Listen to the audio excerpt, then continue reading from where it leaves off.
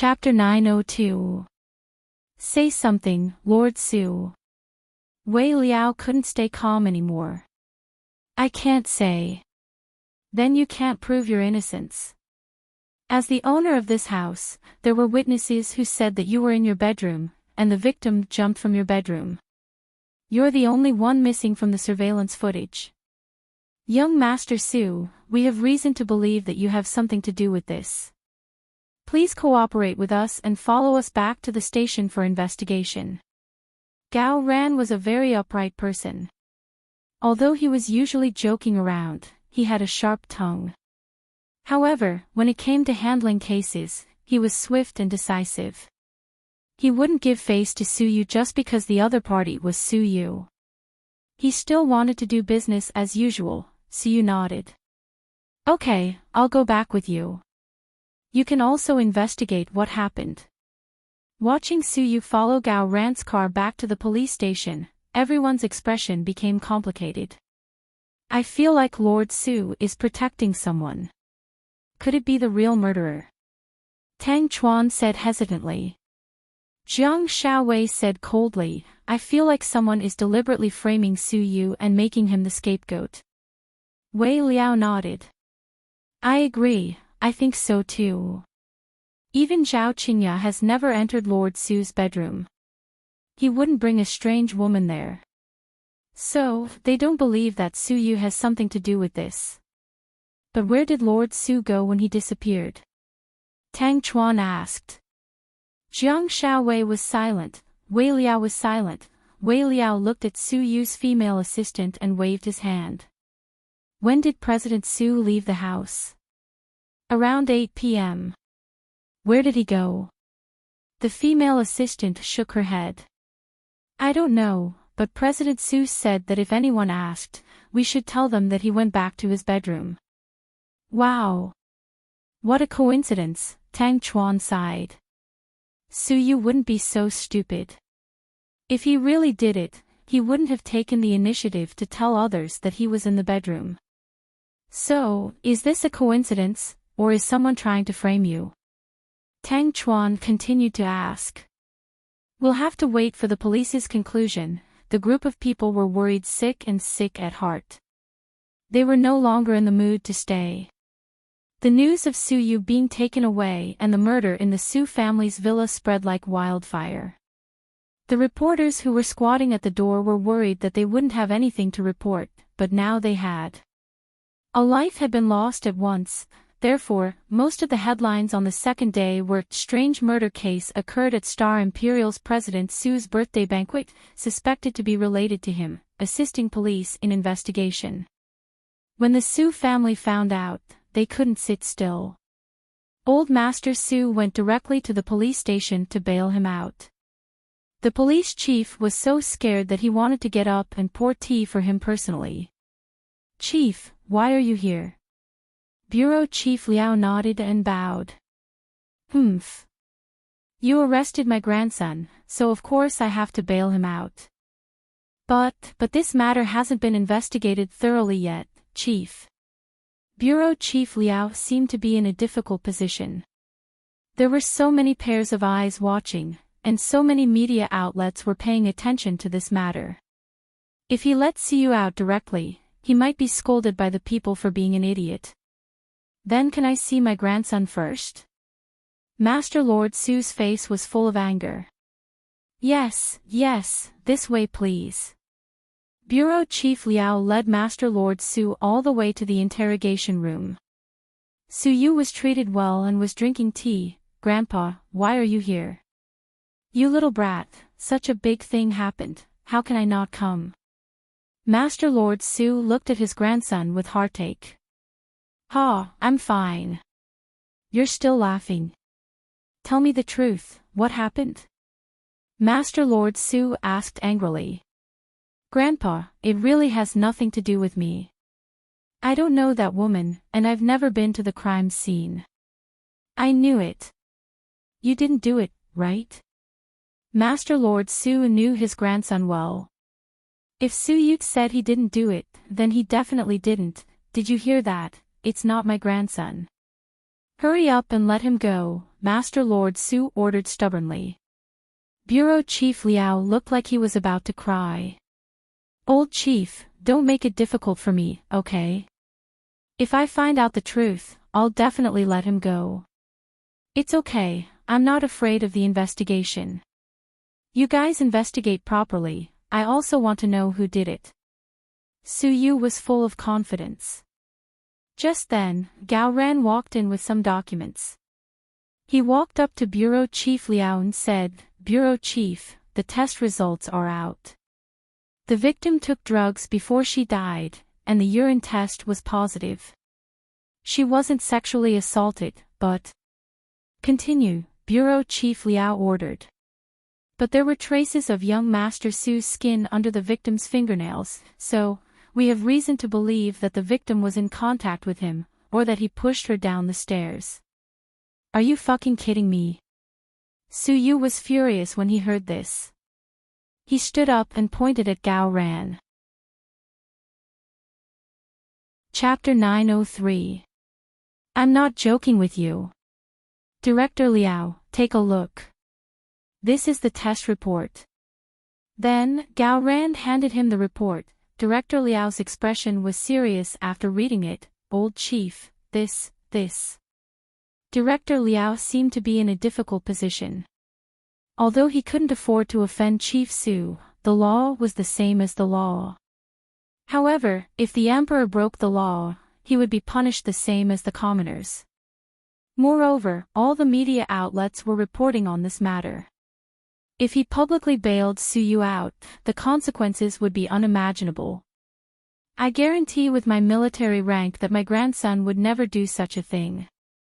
Old Master Su was furious as well. He had watched his grandson grow up and had been in the military for so many years. He still had a sense of right and wrong. No matter how much trouble he caused, he wouldn't do such a heinous thing. I know, Chief. I also believe that young Master Su wouldn't, but now that we have evidence, we are in a difficult position. At this moment, Su Yu looked at his grandfather and suddenly said, Grandpa, you should go home first. Old Master Lord Su looked at Su Yu with heartache, as if he had 1,000 things to say. Grandpa, trust me, I didn't do it. I want to get to the bottom of this. I don't want to take the blame for nothing.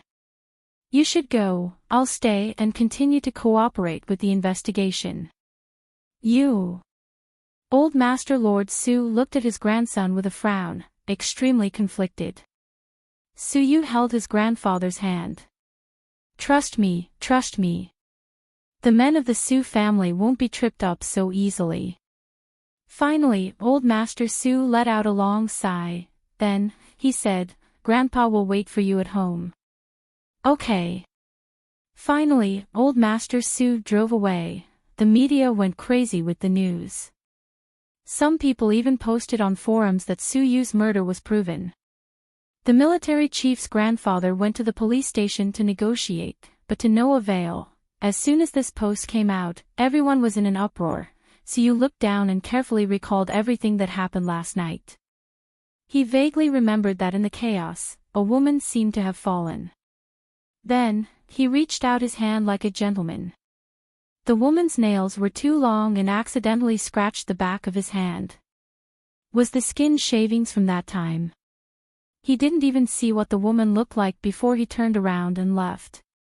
Why would he care if she was Xiao Qingya's sister? Besides, why didn't he know that Xiao Qingya had a younger sister? Was she really trying to take revenge for her sister and frame him? How did a woman without any power do it? First of all, how did she get into the villa without an invitation? A series of questions appeared in Su Yu's mind. He lowered his head and tried to recall what had happened. He was trying to find a breakthrough. Jiang Xiaowei told Huamin what had happened over the phone. Huamin listened quietly. Huamin, do you think Su Yu is the murderer? Jiang Xiaowei asked over the phone. Of course not, Huamin denied directly. But he did disappear for a while, about 10 minutes or so. Even the surveillance cameras couldn't find him. We asked him, but he wouldn't tell us. Between 8:08 and 8:20, Suyu didn't explain himself either. We were all confused. Jiang Xiaowei continued to complain. Huamin's heart sank. That was when she met Suyu. Of course, the surveillance cameras couldn't see it because Suyu jumped over the wall. But why didn't Suyu tell the truth? Was it to protect her reputation? Huamin fell into deep thought. Huamin. Jiang Xiaowei called his name twice over the phone. Only then did Huamin come back to his senses. Continue. Huamin, if Xiao Qingya really jumped off the building to frame Suyu to get revenge, do you think she's capable enough to do it? Do you think she had an accomplice? I'm not sure. The police will have to investigate. Yeah, the Gao Ran has been investigating, and our director is furious. He's made this a top priority. This morning, Chief Su went to bail Suyu out, but he didn't. The results showed that Suyu's skin was under the victim's fingernails. He's in big trouble now. How did this happen? Huamin frowned slightly. He didn't think that things would be so serious. Chapter 904. Uncle Li, why are you here? When Suyu saw Li Zhongtang, he was quite surprised. He was a famous lawyer in the country, and most importantly, he was the lawyer used by the heads of state in the military region. He had a top law firm in Beijing, and his disciples were all famous lawyers in the country. Your grandfather called me, so I immediately flew over. Li Zhongtang was someone that Lord Su valued very much. Every time he went to Beijing for a meeting, they would definitely drink tea and chat. Now that he was using such a powerful person, he definitely didn't want anything to happen to his grandson. In fact, Lord Su's feelings were understandable. My grandfather is making a big deal out of nothing, Suyu giggled and played dumb. It's a matter of life and death. Do you think it's making a big deal out of nothing? Do you know how serious the crime of premeditated murder is? I know, but I didn't kill anyone. I'm innocent. You're innocent, not with your mouth. We need evidence now, Lawyer Li said sternly. Uncle Li, it's not that serious. You're thinking too much. Little brat, you don't know anything. Okay, cut the crap. Answer my questions. Okay. Suyu nodded and didn't dare to be negligent. The victim's name is Xiao Xia, Xiao Qingya's younger sister. Xiao Qingya has been in prison for a while. Outsiders don't know, but her family does. So, she might be taking revenge on purpose, right? It should be, otherwise, she wouldn't have sacrificed her life to frame me. I have no grudge against her. Suyu analyzed. Have you met Xiao Xia before? No, I've never seen her before. Then why is there your dandruff tissue under her fingernails? Lawyer Li asked slowly as he fiddled with the recording pen. There were a lot of people at the birthday party yesterday, and many of them were female companions brought by the guests. I didn't know any of them. At that time, a girl fell down, and I didn't see her face clearly. When I helped her up, her fingernails were quite long, and she scratched me. I thought it was unintentional, so I didn't pay much attention to it. That might be the only time she had skin contact with me. Yes, your house's surveillance has been tampered with. It's very interesting. There are surveillance cameras outside, but only the ones inside the villa are missing. Also, the surveillance cameras found that you had finally left for more than 10 minutes, but there was no trace of you in any corner. So, where did you go? Uncle Li, don't ask any more. This question, the police have asked me countless times already. I won't answer. But this question is very important. If you explain it clearly, you might be able to clear your name. No, I can't say. Who are you protecting? Lawyer Li asked. Suyu reached out his hand and touched the corner of his eye. His expression was complicated. You have to think about it carefully. If someone wants to frame you, this scheme is too meticulous. Maybe the person you're protecting is one of them. Don't be fooled by her. She won't, Uncle Lee. I know her well. Is it a woman? Lawyer Lee asked tentatively. Don't ask any more. Anyways. I won't say anything. I really didn't do anything. I didn't go into the bedroom, I didn't see Zhao Xia, I didn't force her to eat those things, I didn't push her downstairs or anything. Okay, I understand. Uncle Lee, don't let my grandpa continue investigating. If I don't want to say anything, then it means that it's very important to me. If you want to investigate the person I'm protecting because you want to clear my name, then I won't forgive you. Su Yu was actually very worried. Once his grandpa used his power, it was too scary. Huamin would definitely be found out. If his grandpa found out, it would cause an even bigger commotion. So Su Yu said the ugly things first. Lawyer Lee didn't say anything. He only said, "You little brat, you've grown up. You're a real man now." Su Yu didn't know if this was a compliment or a derogatory one. He was just worried that his grandpa wouldn't vent his anger on more people. Huamin was restless the entire day.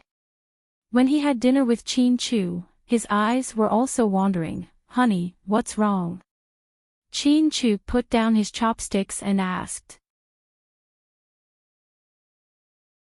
Chapter 905.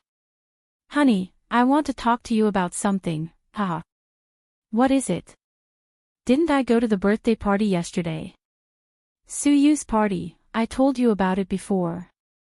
Yeah. I wanted to return the bullet shell to him, but he didn't want it.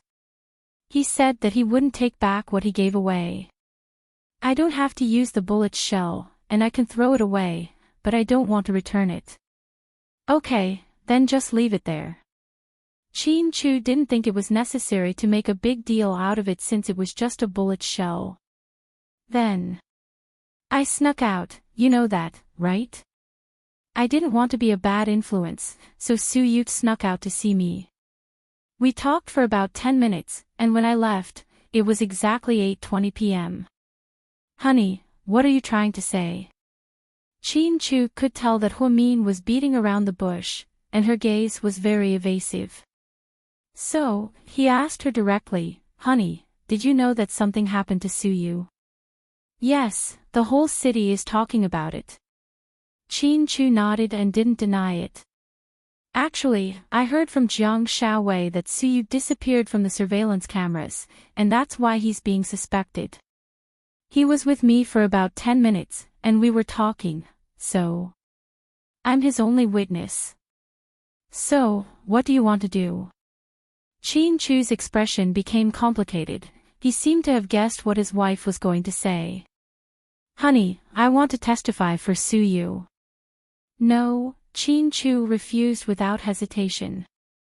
"Honey, why not?" Huamin bit her lip and looked at Qin Chu pitifully. "It's simple. If you go, you won't be able to explain yourself. Think about it. What would people think if GK's a young lady was with Su Yu at 8:00 at night, in a corner where the surveillance cameras can't see? But if I don't testify, he'll be wronged." Jiang Xiaowei said that Su Yu didn't want to talk for more than 10 minutes. "I guess he wanted to protect me. The more he does this, the more uneasy I feel. I know what I'll face if I testify. But honey, as long as you trust me, I don't care what others say." Huamin felt that Qin Chu would understand her. However, she had overestimated Qin Chu's heart. After all, Qin Chu loved her deeply. How could he not care about this matter? Especially when that person was Su Yu. "Mian, you need to know that with Su Yu's family background, he can get away without you being a witness. Do you know who his grandfather hired? Li Zhongteng, do you know who he is? He's a famous lawyer in Jing City. He's never lost a case. Chin Chu was well aware of this, so he knew that Suyu would be fine. At most, it would be a little troublesome and he'd have to stay at the police station for a few more days. Huamin put down her chopsticks and looked at Chin Chu seriously. I know that his grandfather hired a lawyer, and I know that the lawyer is very good. I also know that the Su family won't lose the case. Suyu will be fine. Then what are you going to do? Chin Chu was obviously jealous. He thought that Huamin was too nervous. Was it because she was worried about Suyu? Although he didn't want to think that way, he was still unhappy to see Huamin so worried about Suyu. I'm going because I can testify at the police station and get Gao Ran to drop the case. You know how much damage it will do to Suyu's reputation if the case goes to court. But do you know how much damage it will do to you if you go? Is Suyu more important to you than yourself? Perhaps Chin Chu was angry, so he didn't know what to say. Huamin was slightly surprised. Then, he looked at Chin Chu with disappointment. What do you mean by that? You know what I mean. Anyways, I won't let you go. I advise you not to do that. After speaking, Chin Chu got up and left the dining table. He went straight upstairs to the study. They hadn't argued in a long time. Now, because of Suyu, they were very unhappy. Huamin felt like someone poured a bucket of water on his head. Huamin once saw a particularly good saying on Weibo. In a man's world, they will always think that if you love me, you won't leave me. In a woman's world, they will always think that if you love me, you will come and find me. So, in the end, you didn't ask me to stay, and I didn't turn back. Many lovers were like this. They were so angry that they missed each other for life. Because both of them had different thoughts, Chin Chu felt that Huamin cared about Suyu and was worried about Suyu, so he was full of jealousy. Huamin, on the other hand, felt that because of his appearance, Suyu left the surveillance cameras and was suspected. So, he wanted to clarify the matter. He wanted to prove Suyu's innocence. She turned on her phone and logged into Weibo, wanting to write something, but, to her surprise, she saw that Suyu had sent her a private message. She slowly opened it, and when she saw what he said, her heart ached. Chapter 906. Because Suyu wrote, "Stupid girl, I know you're a loyal person, so you'll probably feel uneasy when you hear that something happened to me, so I'm reminding you not to come to the police station to testify for me. I'm the son of a wealthy family, so even if I don't need you, I'll still be fine. I'll just be drinking tea at the police station for 2 days, so don't be stupid. Otherwise, when I get out, I'll peel your skin and pull out your tendons."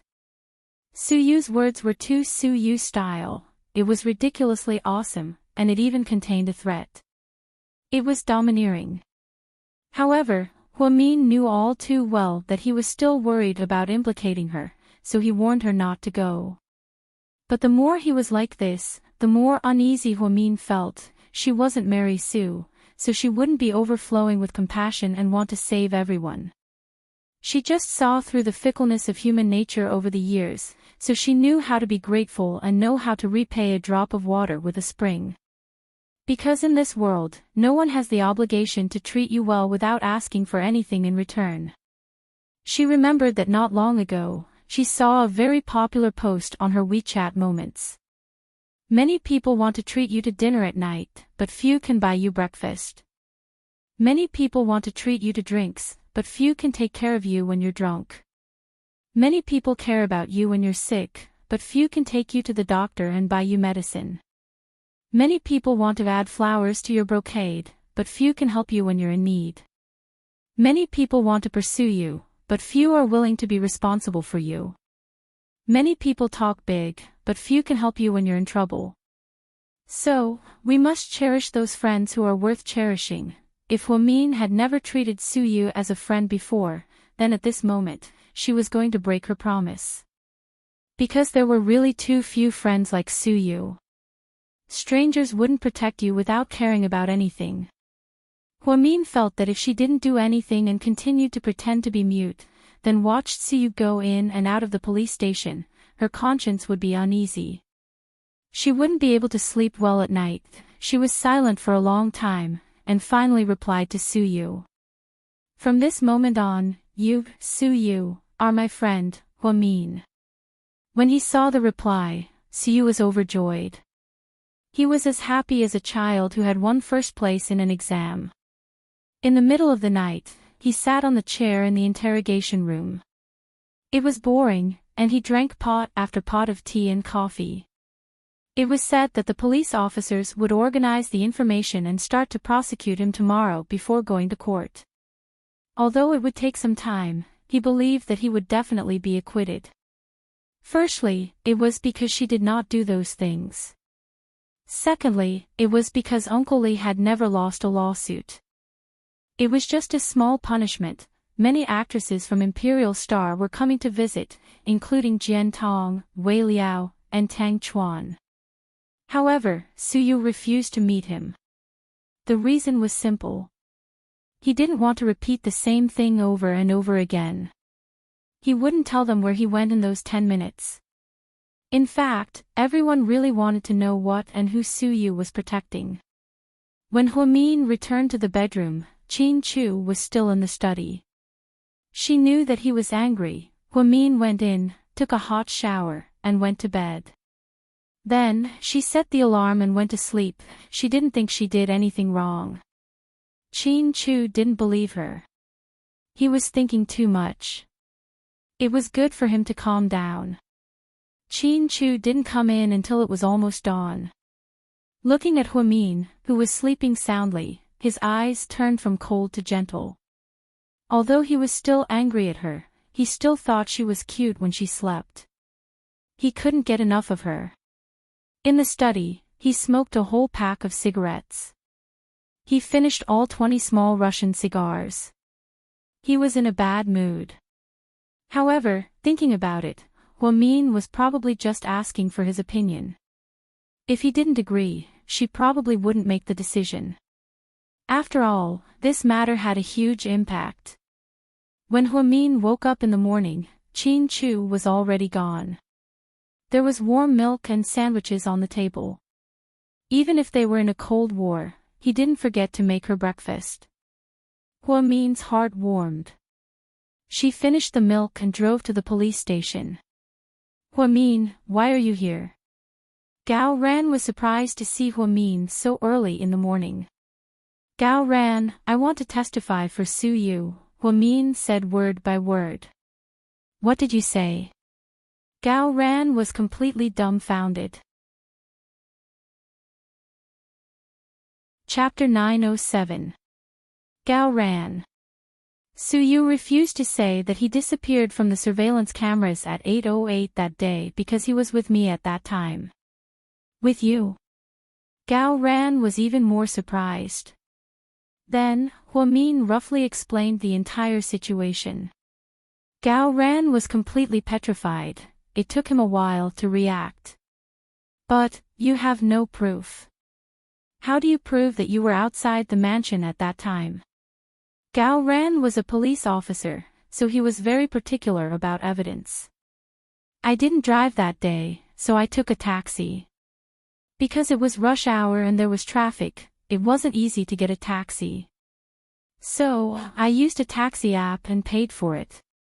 Now, I still have the amount and the driver's phone number in my phone. You can check it. Okay. Huamin, you're amazing. Gao Ran knew that Huamin was a very meticulous person. Once he came, he must have thought about a lot of things. So, can you let Suyu go now? Huamin asked softly. Gao Ran was silent for a moment and asked back, Huamin, does Qin Chu know that you're testifying for Suyu? Huamin bit his lip and said quietly, he didn't want me to come because he was afraid that my reputation would be damaged and that I would be under a lot of pressure. Then why did you still do it? But this is my bottom line. Gao Ran, I can't just watch Suyu go to court to protect me. I know he won't lose, but once he goes to court, his reputation will be tarnished. We're both human beings, why should I protect my own interests and let a friend who's trying to protect me go to court? I really can't do that. I, Huamin, am not a saint. I can't save the world, but I will never let my friend get hurt because of me. I will feel guilty for the rest of my life. After hearing Huamin's words, Gao Ran nodded in understanding. In fact, Huamin was a very stubborn person. Once he had decided on something, he would not change his mind easily. Moreover, she was especially unwilling to implicate others, so being able to testify was very much in line with her personality. As for Qin Chu, Gao Ran still felt that the aftermath of this matter could develop very badly. So, she asked again worriedly, Huamin, it's not too late to regret now. I'll pretend that I never saw you. You can leave. Let's go. I still have to go to work after testifying. Time is precious. After speaking, Huamin took the lead and walked in. Gao Ran knew that he definitely could not stop them. Huamin made a detailed statement at the police station and provided a lot of details. In the end, after careful consideration, he found that it was reasonable. With Huamin as a witness, Suyu's name was immediately cleared. Interrogation room. Gao Ran walked in, looked at Suyu and said faintly, "Can you go now?" "Go? Aren't you going to sue me?" Suyu asked Gao Ran in return. "No, someone is here to testify for you," Gao Ran said as he looked at Suyu with a complicated expression. To be honest, Gao Ran didn't like Suyu. This was because he personally witnessed the love between Qin Chu and Huamian in high school. He knew very well how much Qin Chu loved Huamin, so he didn't want anyone to get involved. "Testify for me." Suyu stood up with a whoosh. He had a bad feeling in his heart. "Don't look at me like that. Huamin really did come. You should know that in your heart. She's the only witness. How could she?" Suyu frowned. He had threatened her and told her not to come. Why did she still come? This woman was so arrogant that she treated his words like farts. "So, you're free now." "Congratulations," Gao Ran said coldly. Then, he opened the door and left. When Suyu walked out of the police station, a lot of reporters surrounded him. "President Su, do you have anything to say about this case?" "President Su, did the police release him? Was it because of the pressure from the Su family, or because you were cleared of suspicion? Can you tell us more?" "President Su, didn't you say you were going to sue? Why did they suddenly release him? Was there a turning point for the better? Did the police find new leads? Can you tell us more?" Faced with the swarm of reporters, Suyu's mind went blank. Right now, he only wanted to see one person. Huamin. He wanted to see her immediately. The feeling was so strong. Without a care, he walked straight into his sports car without saying a word. Dozens of cars came to pick up Suyu. They put his beloved car, the Lamborghini Elemental, at the top of the list. He got into the sports car and drove straight to South Side Recuperation Center. Chapter 908. Huamin finished his rounds and was about to head back to his office to organize his files. That was when Suyu arrived. He had been at the police station for 48 hours, so he didn't even have time to shave. He looked messy and beautiful. When he saw Huamin, he strode over. Without saying a word, he grabbed Huamin's arm. Huamin jumped in fright. "What are you doing?" Huamin was surprised to see Suyu. Shouldn't he go home and tell his family that he was safe? "Stupid girl, why did I send you a private message on Weibo last night?" Huamin remained silent. "Do you think I'm bullshitting?" Suyu asked angrily. Huamin remained silent. "Speak." This was the first time he spoke to her in such a harsh tone because he was really angry. It's my job to be a witness. You didn't intend to commit murder, so why did you have to go to court? Huamin raised his head and asked Suyu, word for word, I told you, I can take care of it myself. But if you go to court, even if you win, your reputation will be tarnished. I don't want you to be accused of murder for the rest of your life. I don't want people to use this as a joke to make fun of you. But do you know how serious the consequences of doing this are? Do you know what you'll have to face if the police reveal the reason why I'm innocent? You'll be condemned by everyone. Huamin, are you crazy? Do you think you're God? Why don't you go to heaven? Suyu was furious. Huamin stepped forward and helped him, but he put himself in danger. This wasn't what he wanted. What's wrong with that? I don't care what other people think. What about Qin Chu? Will he understand you? Suyu asked coldly. Huamin remained silent. Qin Chu had always understood her, but this was the only thing he couldn't understand.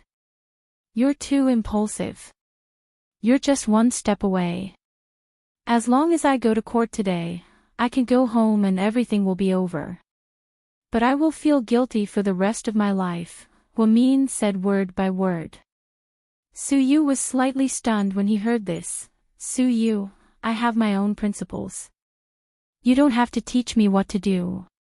If I, Huamin, want to do something, even 10 bulls can't pull me back. On the contrary, if I don't want to do something, even if you chop off my head, I won't be moved. You don't have to be so angry, and you don't have to be moved by me helping you. This is what I should do. I'm that important witness, and you were with me when you were under suspicion. No matter what others say, you didn't kill anyone. You're innocent. And now, I have a clear conscience. Now, you can go now.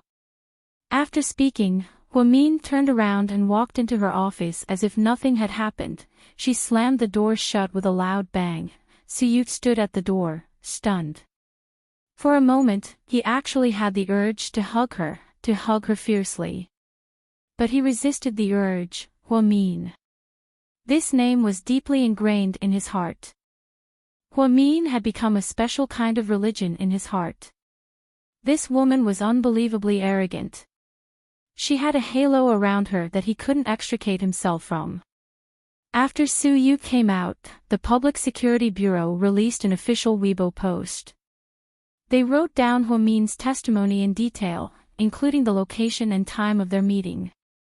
They also wrote down the number of Huamin's taxi driver and the route they took. As soon as this news came out, Weibo, forums, and all the major media outlets immediately blew up. Huamin was pushed to the center of attention. Her Weibo was flooded by tens of thousands of people. Most of the comments were scolding her, and the one with the most comments was pinned at the top. Shameless woman. She already has Qin Chu, but she still flirted with Suyu. What a bitch. Huamin scrolled through her Weibo without batting an eyelid. She was already used to this kind of slander. Moreover, when she went to the police station, she had already expected this kind of ending. At this moment, her phone beeped. She received a WeChat message. She thought it was from Lingling or Xiaowei. However, she didn't expect it to be from Qin Chu. It was just 6 simple words, but it cut Huamin's heart like a knife. Qin Chu said, I'm very disappointed in you. Chapter 909.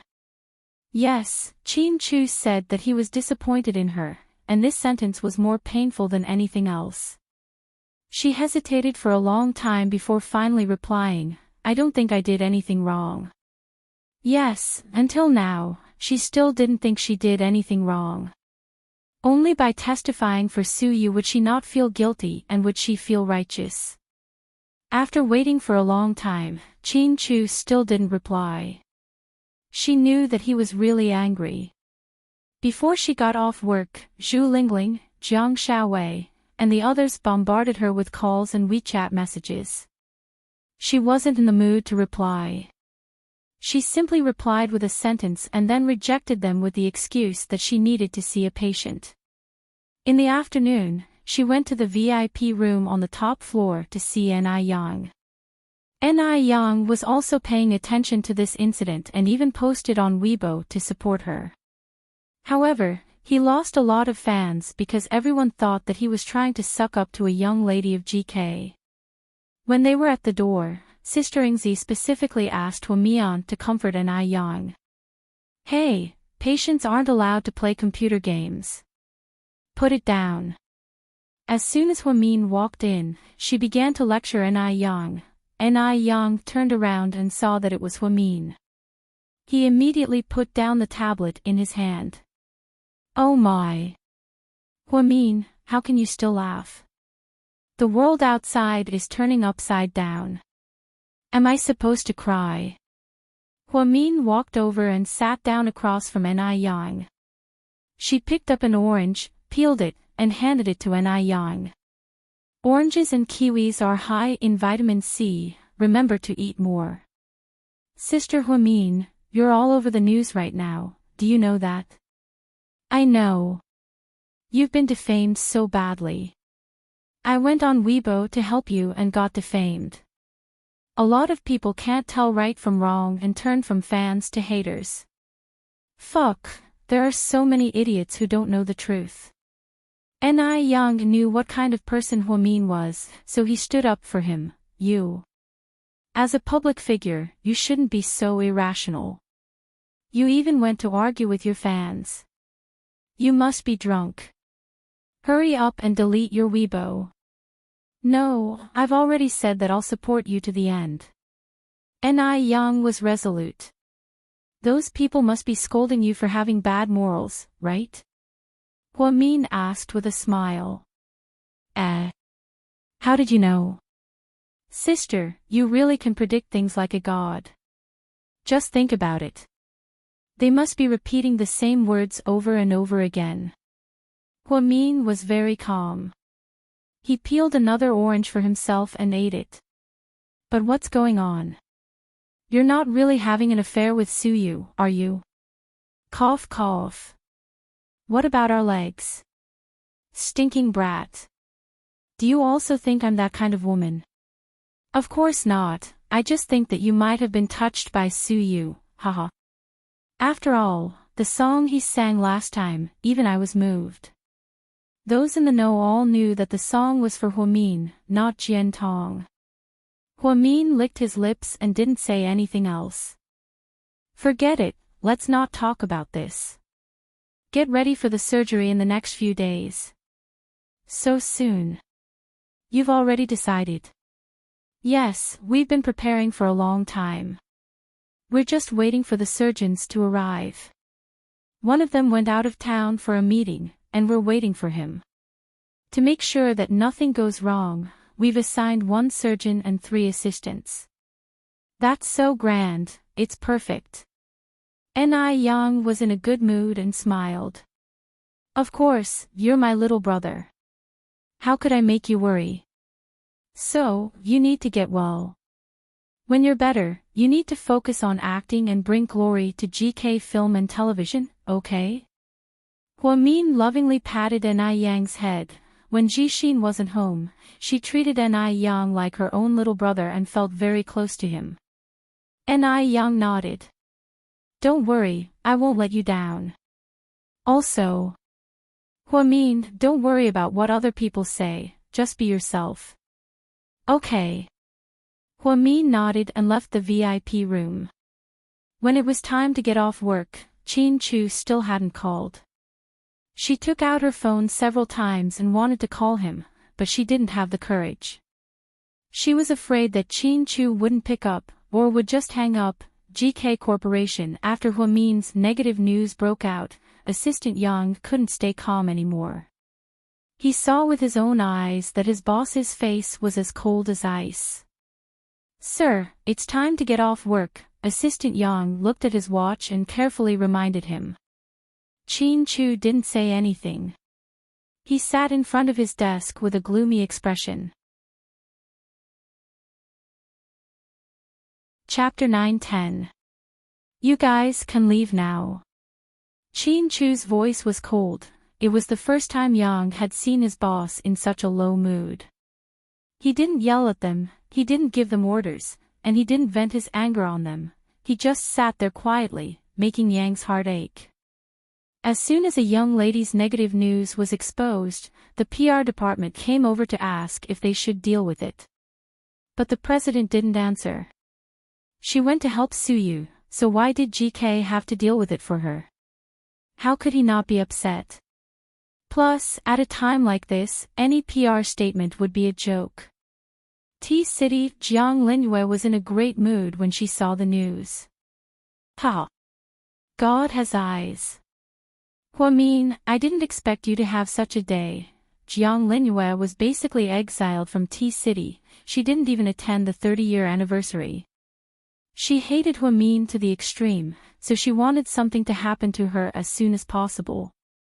She didn't think that she would be slandered so quickly, or rather, she set a trap for herself. It was karma. Jiang Lingyue guessed that President Qin must be in a bad mood right now. So, she picked up the company's landline and dialed the president's office. His secretary and assistant had already gotten off work, but Chin Chu was still at the company, so he picked up the phone. Hello. Jiang Lingyue was ecstatic when she heard Chin Chu's voice. President Qin, I'm Jiang Lingyue. What's up? Chin Chu asked coldly. President Qin, here's the thing. I'm working overtime at the company, and I ran into a problem that I didn't know how to deal with. I thought you might still be at work, so I called you. Please forgive me if I offended you. Jiang Lingyue had always pretended to be a lady in front of Chin Chu, trying to gain his favor. However, she never knew that Chin Chu liked Huamin, not because Huamin was a lady. In other words, Huamin wasn't a lady at all. He just liked her, no matter what she was like, even if she had flaws. Speak. Chin Chu was frustrated. He didn't want to deal with Jiang Lingyue, but he didn't want to mix business with personal life. It's like this. Wasn't there a change of people here? A group of employees also left with their former boss. According to the company's usual practice, if they suddenly quit without waiting for us to find a replacement, they won't be paid. But these people are unreasonable and come to the company every day to make trouble. I don't know if I should call the police or what to do. After all, I've never been in charge of something like this before. Settle the bill for them, Chin Chu said faintly. But they are all traitors, the kind that suddenly left the company. They are still employees of the company after all. They should be paid for their work. Okay, President Qin, I'll listen to you. That's all then. Chin Chu was just about to hang up when Jiang Lingyue suddenly said, President Qin, wait. What's the matter? Chin Chu was obviously impatient. President Qin, if it's possible, I'd like to return to the corporation. I think the design department is more suitable for me. I don't want to be a boss, I just want to quietly work under you as an employee. Jiang Lingyue said pitifully, we'll talk about it later. After speaking, Chin Chu hung up. He really didn't care about Jiang Lingyue because his mind was filled with Huamin. He wanted to go home, he wanted to see her, but he was angry because of her stubbornness. He was very disappointed, but she still did it. She even shamelessly said that she wasn't in the wrong. Chin Chu picked up his phone and looked at it over and over again, but there was no response. After Huamin got off work, she didn't go back to Imperial Park or South Hill Manor. Instead, she went straight to Sky Blessing Court. After Jixin left, she spent more time with her mother. Mom, I'm so hungry, do you have food? Huamin asked as soon as she walked in. Yes, but it's probably cold now. I'll heat it up. Thanks, Mom. Because her mother didn't know the internet and didn't read the newspaper, she didn't know what was going on outside.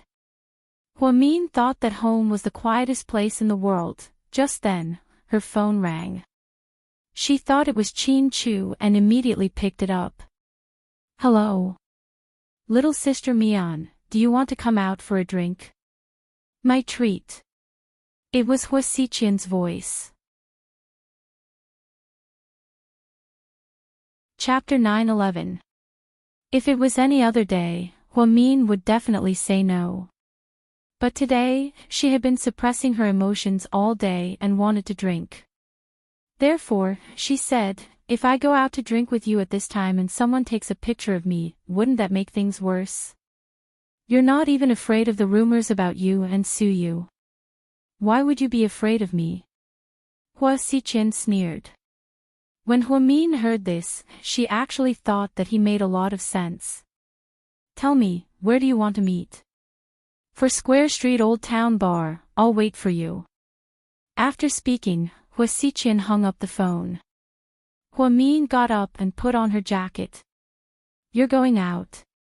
Yang Meirong walked out and asked curiously.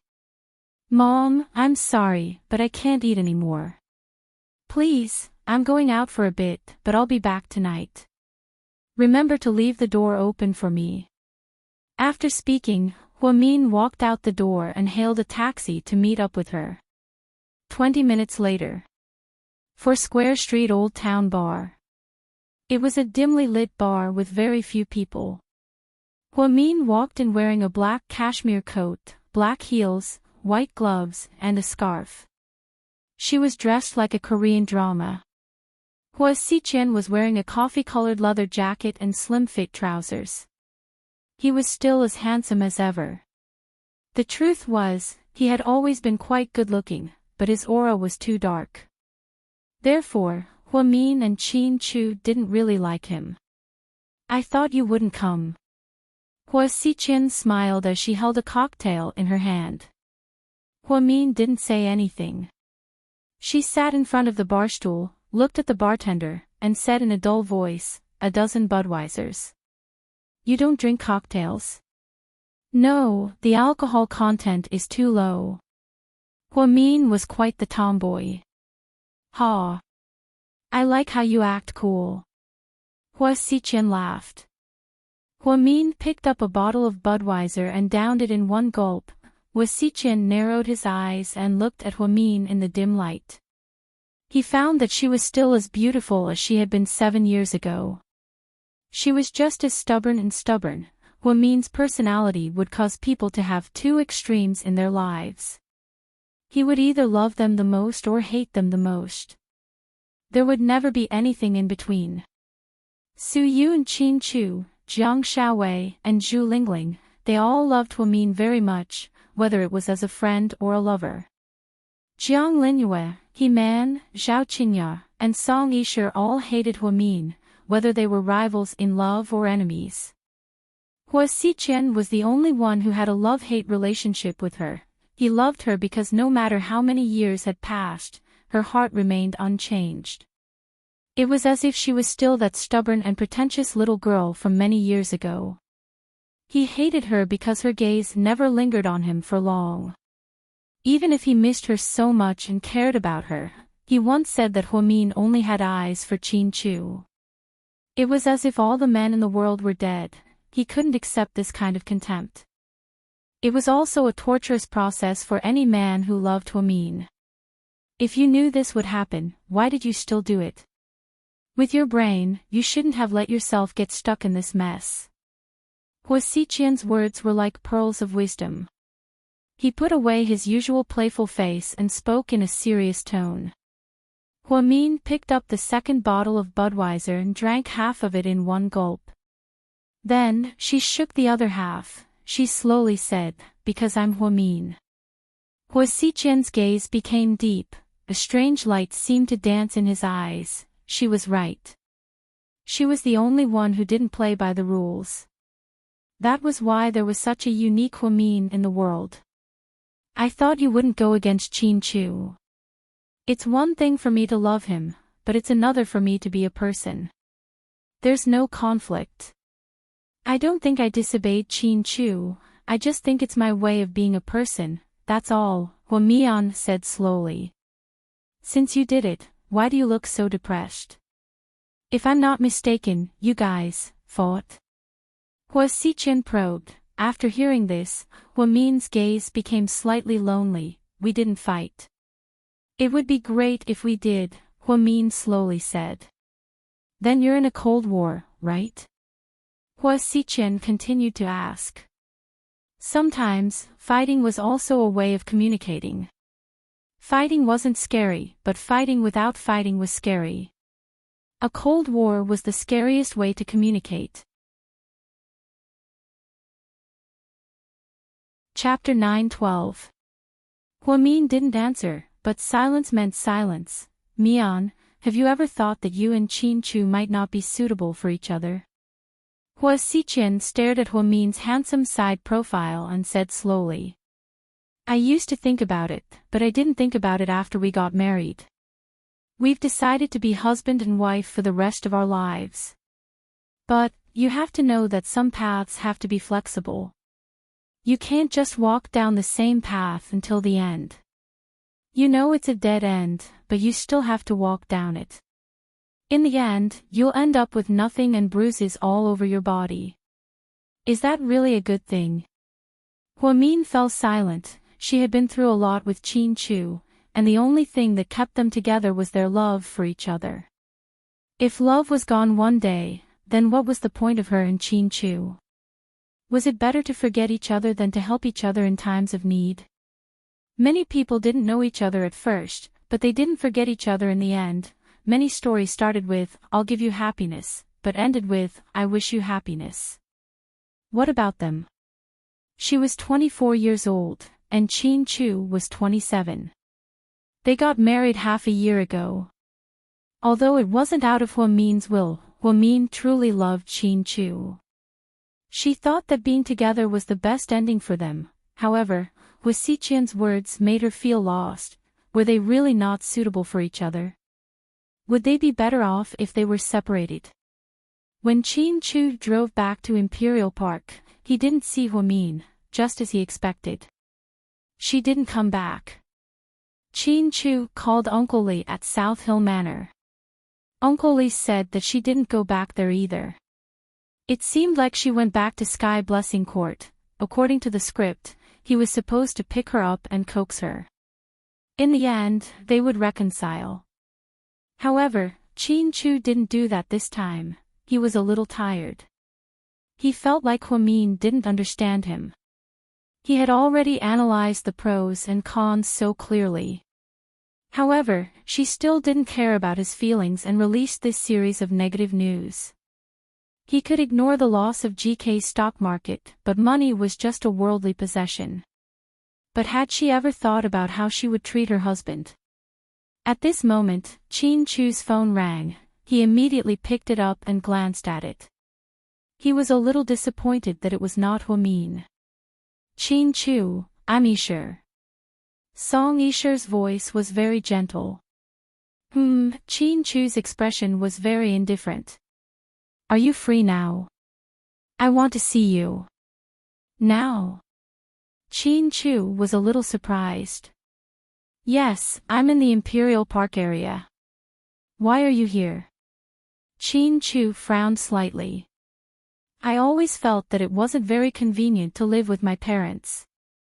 After all, our schedules are different, so I moved out and bought a house here. It's not very far from your house. Oh. After I saw the news today, I thought that you might be in a bad mood, so I wanted to see you. I'm not at Imperial Park, sorry. Qin Chu directly rejected Song Yisher. He was in a bad mood, but he didn't need another woman's safety. Oh. I see.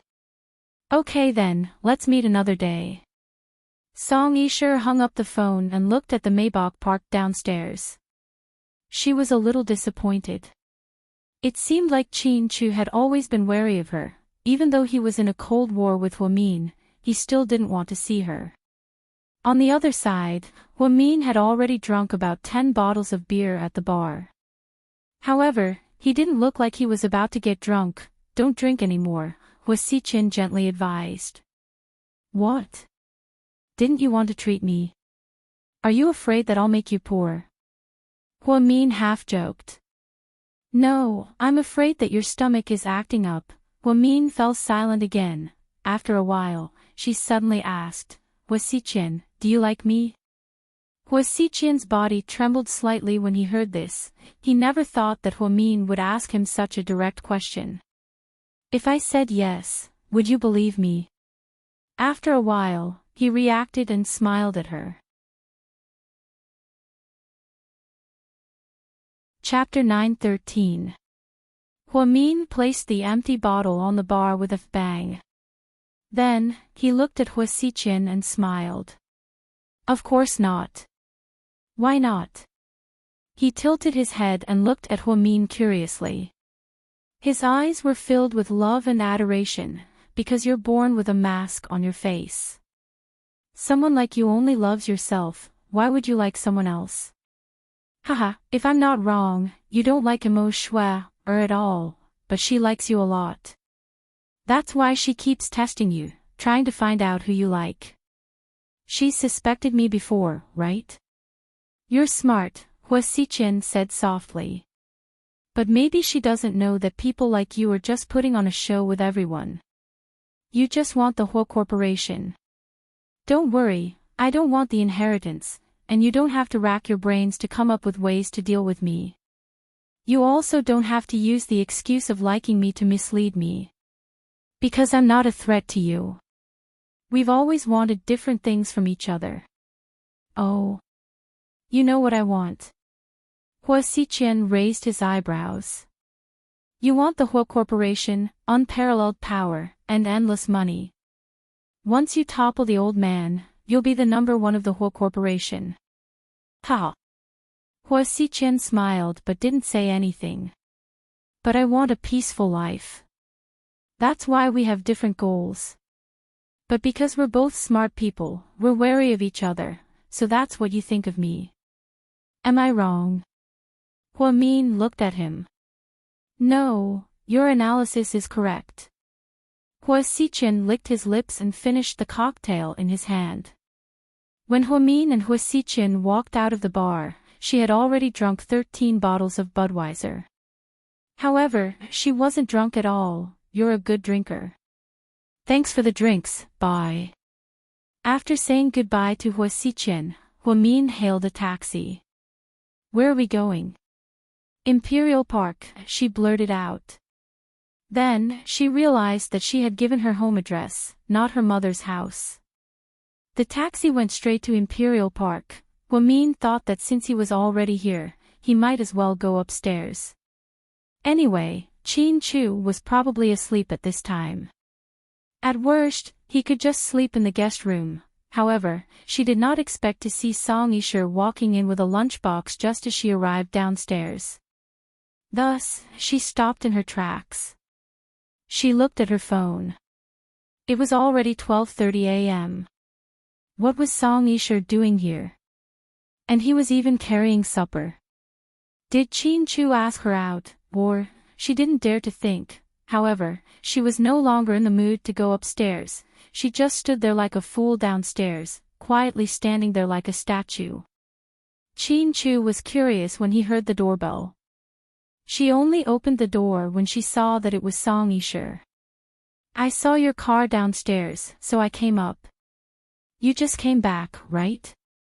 In order not to make Qin Chu feel awkward, Song Yisher asked on purpose. Because it had been more than 2 hours since she called him. Oh, Qin Chu answered faintly, but he had no intention of inviting Song Yisher in. I couldn't sleep last night and was a little hungry, so I went out to buy some food. I bought a lot, so I gave you a portion. I'm not hungry, Qin Chu said faintly. Eat, it's really delicious hot and sour noodles. I remember when we were young, we loved it. Every time your nanny made it, we would fight over it. I even cried because of the spiciness. Song Yisher reached out her hand, but Qin Chu had no choice but to take it. Thank you. Is Huamin home? I brought her roasted corn. I heard that she likes it the most. Song Yisha pretended to ask. Before Qin Chu could say anything, a voice behind him said, "Thank you, I really like corn." Then, Huamin walked out from behind him. He took Song Yisha's corn and ate it as he walked. Qin Chu, Song Yisha, both of them were dumbfounded. They thought it was an illusion. Huamin shouldn't be home at this time, because Song Yisha didn't see her car. "Did you drink?" Qin Chu frowned slightly when he smelled the strong smell of alcohol on her body. Chapter 9:14. Huamin didn't answer. She turned around and looked at Song Yisha. "It's so late, why did Miss Song come to my house?" "Oh. I couldn't sleep, so I went out to buy some food. I happened to pass by, so I brought some for you guys. I remember that you don't live here, right? Why did you come all the way here to bring us supper?" Huamin looked at her. "I just moved here. It's not convenient to live with my parents at home. When I'm busy, my schedule isn't normal. I didn't want to disturb them, so I moved out. I asked a friend to find me a place to live, and I didn't expect it to be Imperial Park. What a coincidence." Huamin raised his eyebrows. His gaze clearly said, "Who are you trying to fool?" Song Yisha smiled awkwardly. "Yeah, I didn't expect it to be so coincidental either." "Huamin, you're not thinking too much, are you?" "Of course not, thank you for the corn, it was delicious." Huamin raised the corn with a provocative look in her eyes. Seeing that Huamin was back, Song Yisha's plan to spend some time alone with Qin Chu fell through, therefore, she could only bite the bullet and say goodbye. "Since I've brought the food, I won't disturb you guys any longer. Rest early. Honey, hurry up and send Miss Song off. She worked so hard to bring us corn, we can't let her come all the way here for nothing." Huamin's words clearly had a deeper meaning. Qin Chu's face darkened. He didn't care about Song Yisha's corn at all. Instead, he was focused on Huamin drinking again. How could he be so forgetful? "Why are you like this?" "I just want you to send Miss Song off. Even if you don't want to, you can't show it on your face. If you do, Miss Song will feel really awkward." Huamin looked at Qin Chu and smiled. Qin Chu still didn't say anything. Song Yisha, on the other hand, felt even more embarrassed after hearing what Huamin said. She immediately waved her hand. "No, I'm pretty close. I can go downstairs myself. You guys rest early, good night." After saying good night, Song Yisha ran out of the house. She realized that if she stayed any longer, what would Huamin say? After Song Yisha left, Qin Chu asked faintly, "Was it fun?" "What?" "I choked Song Yisha, is your heart aching?" Huamian obviously did it on purpose. Upon hearing this, Qin Chu's expression turned even uglier. "You know what I'm talking about, Estes, I'm TT no." "Alright, hurry up and eat your dinner while it's still hot. Don't waste Beauty Song's good intentions." Then, Huamin yawned and headed upstairs. She drank more than 10 bottles that night. She wasn't drunk, but she was very sleepy. Huamin thought that since she was back, she might as well get some sleep.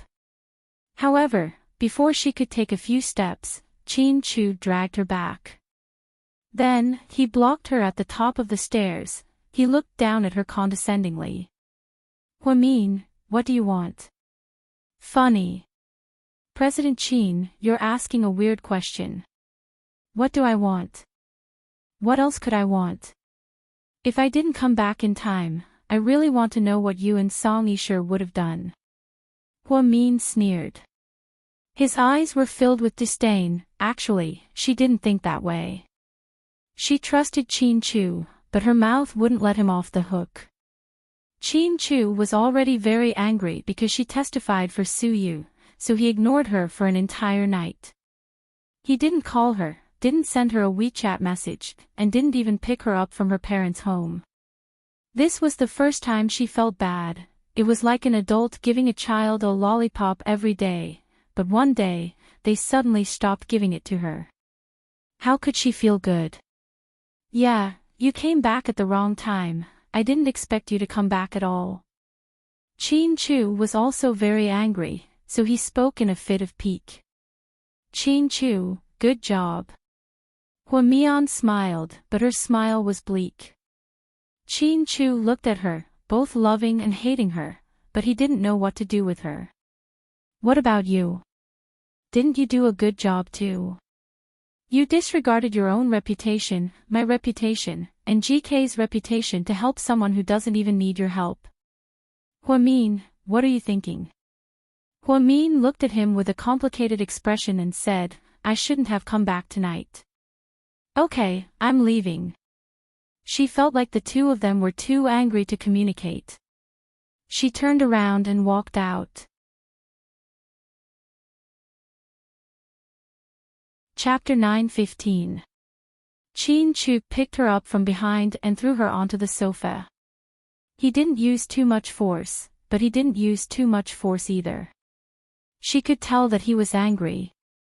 Hua-Min, we didn't even talk clearly. Are you going to leave just like that? Talk about what? What else is there to talk about? Hua-Min sneered. I remember telling you my opinion. Why did you do it even though you knew it wasn't okay? Chin-Chu didn't hold a grudge against Su-Yu, even though Su-Yu sang for Hua-Min at GK's 30-year anniversary party. He had never been so jealous, but this time, he really couldn't take it anymore. He didn't care what other people said, nor did he care about the pressure of public opinion. All he cared about was Hua-Min's heart. He was afraid. He was afraid that Su-Yu was a different existence to Hua-Min. That's funny. I'm an independent person, not your accessory. I discussed it with you because I respect you, but I don't have to accept your opinion. I've weighed this matter for a long time. I'm not a child, I know the pros and cons. But Chin-Chu, I have my own principles as well. Everyone has their own standards. I think that if I don't stand up and testify, I'll feel guilty for the rest of my life. Why don't you say that you care about Su-Yu? Chin-Chu was furious. What did you say?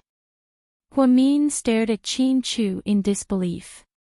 Chin-Chu also realized that he was too impulsive. He didn't have the courage to say it again. Hua-Min got up from the sofa and pushed Chin-Chu away, as if he wanted to leave. However, he couldn't break free. Let go of me, I won't. I'm going out. Where are you going? I'm going to find Su-Yu right now. Didn't you say that I care about him? Hua-Min spoke without thinking. This was probably the most serious argument they had ever had. Both of them had said things that did not match their hearts. Upon hearing Hua-Min's words, Chin-Chu became even angrier. He pressed Hua-Min firmly onto the sofa. Then he lowered his head and bit her slightly red lips. Hua-Min struggled with all his might, but he couldn't push Chin-Chu away. His tall body pressed down on her, making it impossible for her to breathe. His kiss was overwhelming and punishing. When he bit the corner of her lips, she felt a slight tearing pain. She was furious, but there was nothing she could do, therefore, she hugged Chin-Chu's neck and bit him back. Her strength was 10 times stronger than his. This bite instantly caused Chin-Chu's lips to bleed. Their mouths were filled with the thick taste of blood. However, as stubborn as Chin-Chu was, he still didn't let go of Hua-Min despite the intense pain. Instead, it was an even more domineering lingering feeling. In the end, both of them were exhausted, and he finally let go. He was pushed away by Hua-Min, who panted heavily. Hua-Min lay on the sofa, exhausted. There were still traces of Chin-Chu's blood in her mouth. She coughed lightly, and forced herself up from the sofa. Mian. The truth was, he wanted to say sorry. She paused for a moment, opened the door, and left without a word. She didn't give him a chance to say sorry. Chin-Chu was filled with regret. He opened the curtains and watched as Hua-min left the neighborhood. His heart ached again. Hua-min left Imperial Park and hailed a taxi. Sky Blessing Court, she said coldly after getting into the car. Then, she sat in the back seat without a word. The driver couldn't help but look at the rearview mirror. The more he looked, the more scared he became. Miss, I'm going home for dinner. Why don't you get out of the car in front and hail another one? Hua-min looked up. There were still traces of blood on the corner of her mouth. It was indeed scary at night. I'm not a vampire.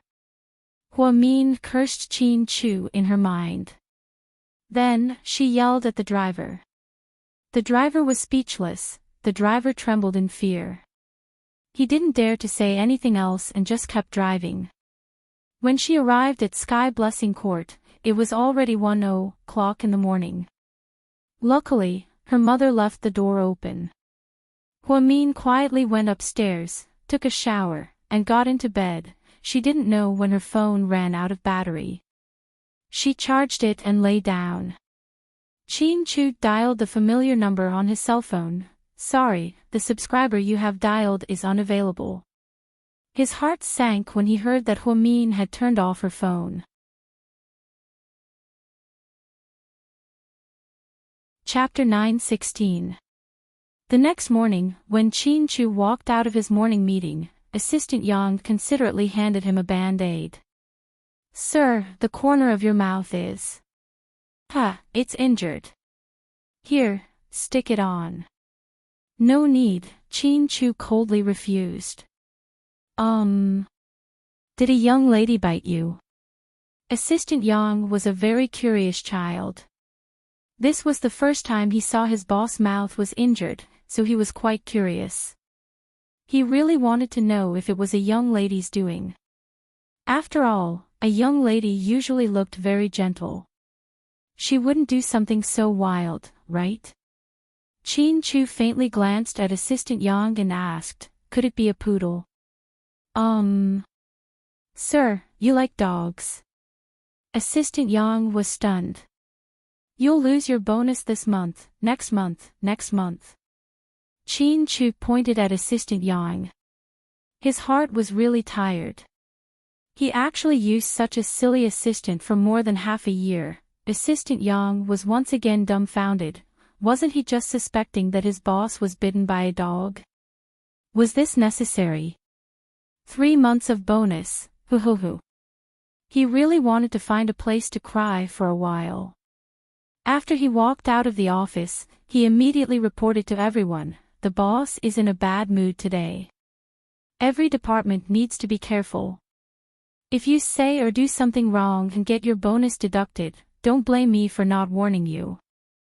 Then, Assistant Yang walked to a corner and took out his phone again. This time, he used his trump card. In the past, whenever he was scolded by his boss, he only needed to call a young lady and it was guaranteed to work. After all, his boss had a wife complex.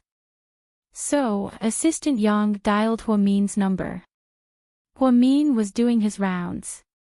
When he saw that it was Assistant Yang, he hesitated for a moment before picking up. A young lady, it's Assistant Yang. What's up? Hua-min thought that Chin-Chu wanted him to pass on a message, so he was quite excited. There's something I need a young lady's help with. What is it? I accidentally said something wrong and the boss deducted 3 months of bonus. A young lady, please put in a good word for me. I'm sorry, I can't help you. Your boss has been in a bad mood recently. My words are useless. No way. The boss always listens to a young lady. Times are different. If you don't believe me, you can mention my name. And I guarantee that he'll deduct 3 months of bonus. Then, Hua-min quickly hung up the phone. Assistant Yang was dumbfounded. What kind of trick were these two playing? Didn't they say SM's taste last night? Why did they change? Normal people like him couldn't understand the world tycoons. At noontime, Jiang Xiaosu's. And time, Nate, it's why Jiang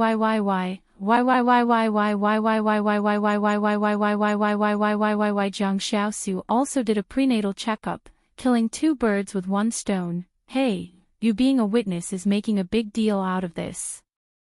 Jiang Xiaosu glanced at Huamin. I know. Huamin seemed very calm. Does Qin Chu know you're doing this? Yeah. How's he doing right now?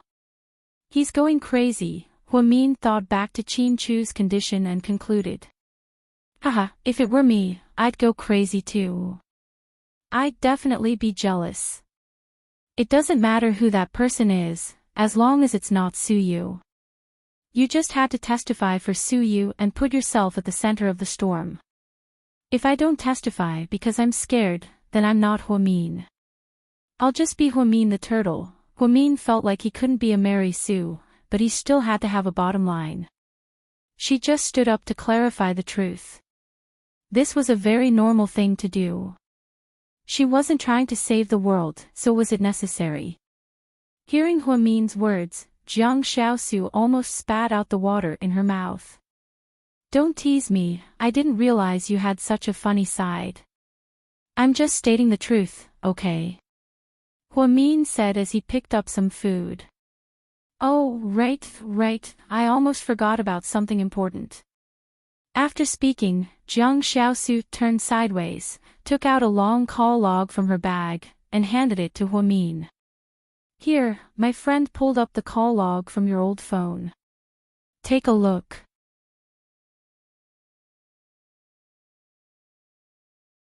Chapter 9:17. When Huamin heard this, she couldn't wait any longer. She immediately took the phone and looked through it from top to bottom. Then, she saw an unfamiliar number. It was a string of strange numbers that appeared 3 times. The frequency wasn't high, but it was very eye-catching. You also want to ask about the number that starts with 920, right? Jiang Xiaowei seemed to have guessed what Huamin wanted to ask. Yeah, it's a strange number. Can you find out where it came from? Huamin raised her head and looked at Jiang Xiaowei. Huamin noticed that the last time this number appeared was on the day of Uncle Jing's death. It was 2 in the morning. It was a strange time and a strange number. It looked like a space number that scammers often used. Well, I also felt that it was quite strange at the time, so I asked my hacker friend to check it out. It was very strange. It was indeed a group of space numbers, but following the clues, it was quite surprising. The IP was overseas. Overseas? Huamin was a little surprised. Jiang Xiaowei nodded. The location is Amsterdam, the Netherlands. But I can't find out the exact location because it's too far away. I can only find out that the person who used this number is in the Netherlands. Huamin carefully tried to recall. She couldn't remember when Uncle Jing knew someone from the Netherlands. This was too unexpected. It was beyond her imagination. Then, she continued to look at the call log. Everything was normal.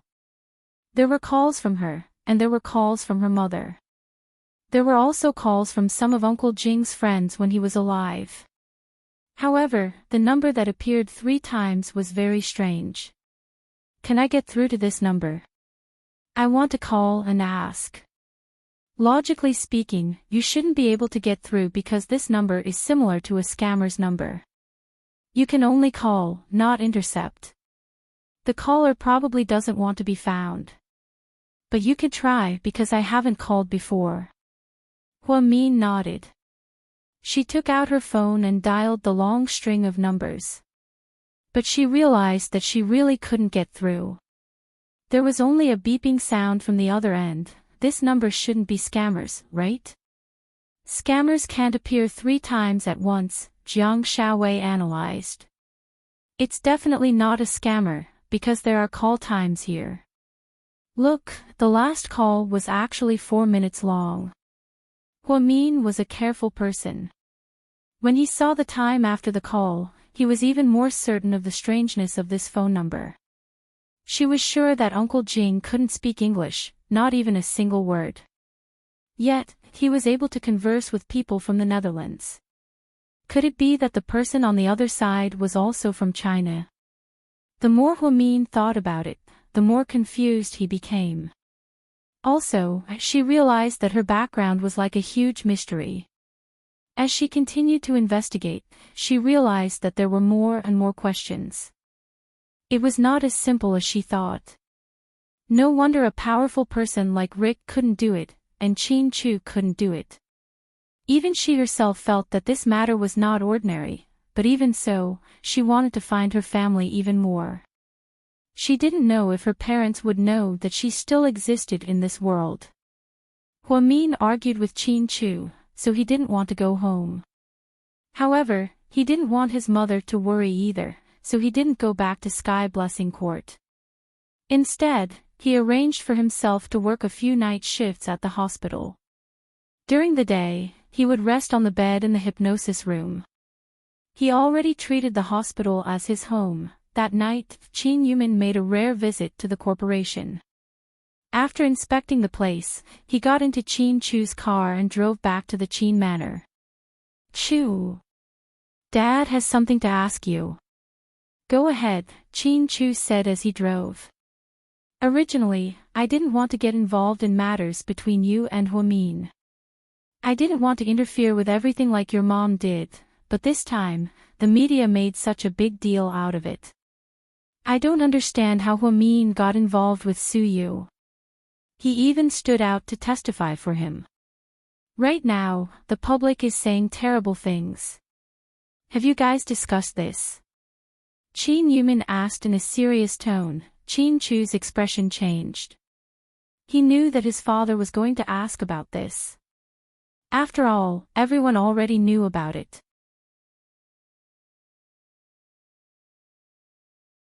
Chapter 9:18. Yeah, she told me. Qin Chu nodded. So you agreed with her? Qin Yumin looked at his son with a gloomy expression. I told her to do it, Qin Chu thought for a moment and explained. What? You told her to do it? Qin Yumin was a little surprised. He always thought that his daughter-in-law was too arrogant and didn't care about other people's feelings. But now that he heard his son say that it was his idea, he was quite surprised. Although Qin Chu was angry with Huamin, he would never slander her in front of other people. Instead, he would protect her, especially in front of his father. He would take all the responsibility on his own shoulders. As for what he did for Huamin, he didn't need Huamin to know about it.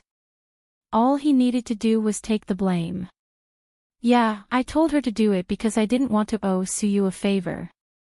Actually, Su Yu could have said it himself, but he didn't because he cared about our reputation. I think he's quite a loyal person, so I asked Huamin to testify for him. But do you know what people are saying? I don't care what people say. We live our lives for ourselves. As long as we're happy, we don't care about other people's opinions anymore. Dad, we're not in your era anymore. We can only be ourselves. I know you care about us, but please believe in Huamin. Even if you don't believe in Huamin, please believe in your son. My judgment can't be wrong. Okay, since you said that, I won't ask anymore. Anyways, try to keep a low profile when you do things. Okay. Qin Chu nodded. He was grateful that his father didn't nag. He was as annoying as his mother. Evening, the Qin Manor was unusually lively. Mayor Song and his wife brought along Song Yisher. Qin Yumin, his wife, and Qin Chu had dinner together. Actually, Qin Chu didn't know that they were coming. He just happened to bump into them. Lady Qin instructed the maid to pack a lot of dumplings and 8 dishes. It was very sumptuous. Song Yisher posted a picture of dumplings and Chin Chu, who was sitting across from her. Huamin was on the night shift and wasn't in the mood for dinner. Sister Ingzi went to buy dinner for Ni Yang and Huamin. A young lady, I bought some vegetable porridge and pickled vegetables. Don't eat too much. Thank you. Huamin looked at Sister Ingzi gratefully. After Sister Ingzi left, she put her dinner aside and continued working. She was not in the mood to eat. At this moment, her phone rang. She immediately picked it up to check. She thought it was Chin Chu, but it was Hua Xichen. He didn't say anything. There was only a screenshot of Song Yisher's WeChat post. It said, "Very warm dinner. Thank you, Mr. Chin, Mama Chin, and you." There were 3 pictures below. The first one was a plate of white dumplings, and the second one was a selfie. Song Yisher's selfie was very beggar-like. She didn't act cute, scissors, or pretend to be innocent. She just rested her chin on her hand and only showed the side of her face. She looked like a bourgeois. Needless to say, it was definitely Chin Chu. In the third picture, Chin Chu was talking to Mayor Song. Even the side of his face was handsome enough, especially when he was discussing something seriously. Huamin was furious when he saw the picture.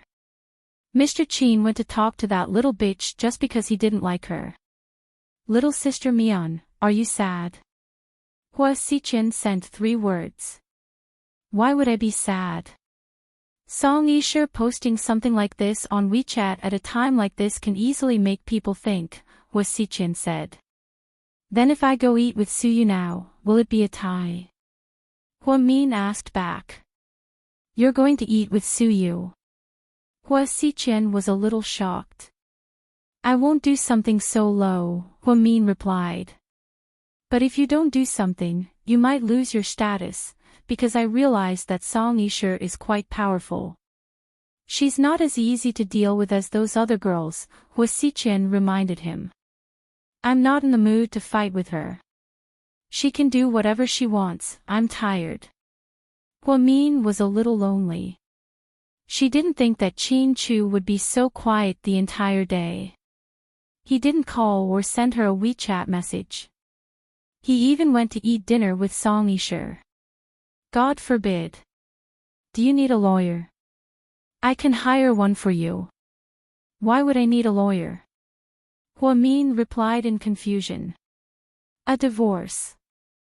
Hua Xichen said in a serious tone. Huamian didn't know if he was serious or just joking. Seeing the word divorce, Huamin's heart sank.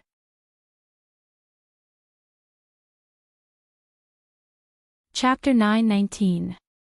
To be honest, divorce was a word she had never thought about. Even when she argued with Chin Chu before, she didn't really want to divorce him.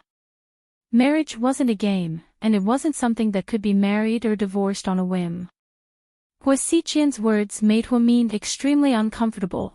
Seeing that she didn't reply, Hua Xichen added, you took it seriously, I was just teasing you. Huamin decided not to reply, because she realized that whenever she and Chin Chu had a conflict, people would pick on her.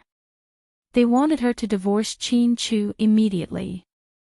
She remembered that her mother once said that words like divorce and breakup shouldn't be spoken carelessly. Because once hurtful words were spoken, they would leave a mark. If she talked about breakup too much, one day they would really break up, and she had already laid the groundwork for the future. If she talked about divorce too much, one day they would really divorce, because she had already laid the groundwork. Huamin's EQ wasn't that high, but it definitely wasn't low either. Although she was angry, she wouldn't say things like that to hurt Chin Chu. The Hua family had basically sorted out the situation. After Hua Zhenghai beat Shenjiani up, he put her under house arrest and forbade her from leaving the house. If he kicked her out now, wouldn't it be the same as asking her to go find an adulterer? Hua Si, on the other hand, was kicked out of the Hua family. In order not to expose the scandal, Hua Xiqian sent him back to the Philippines with a plane ticket. Hua Yanyan was still Hua Xinghai's child, so she was allowed to stay in the Hua family. However, because of her mother and brother, Hua Yanyan had lost all of her popularity. She had almost fallen out of favor. She racked her brains to hook up with those rich men's sons, only hoping to find a powerful one to marry her. Then, she could save her mother from disaster. Jiang Hong and Hua Xiqian, on the other hand, were the biggest winners, but he wanted more than that. At the Hua family mansion, Hua Zhenghai hadn't returned for 3 nights, and it seemed like he was keeping another young model outside. It was wishful thinking for him to have a son at his age.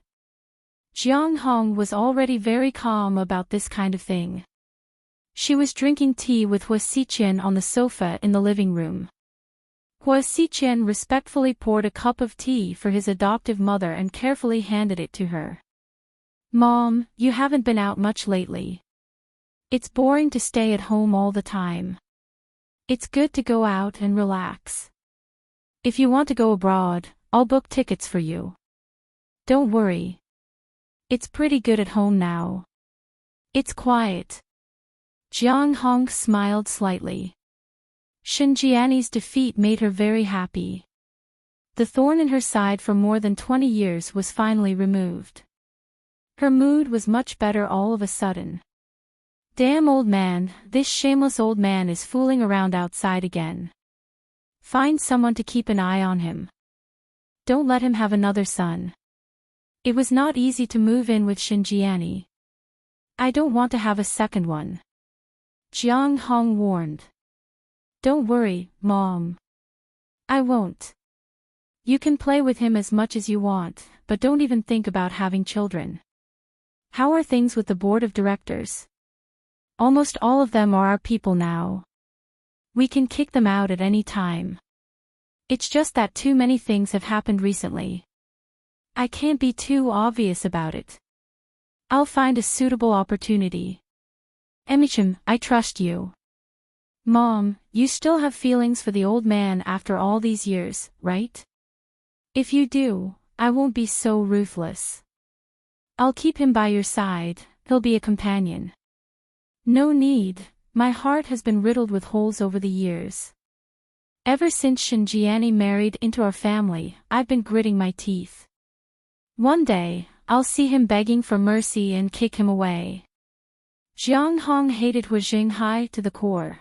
Although she didn't have feelings for Hua Zhenghai in the beginning, she was a woman who cared a lot about her reputation. Xinjiani married into the family openly and even gave birth to a son and a daughter.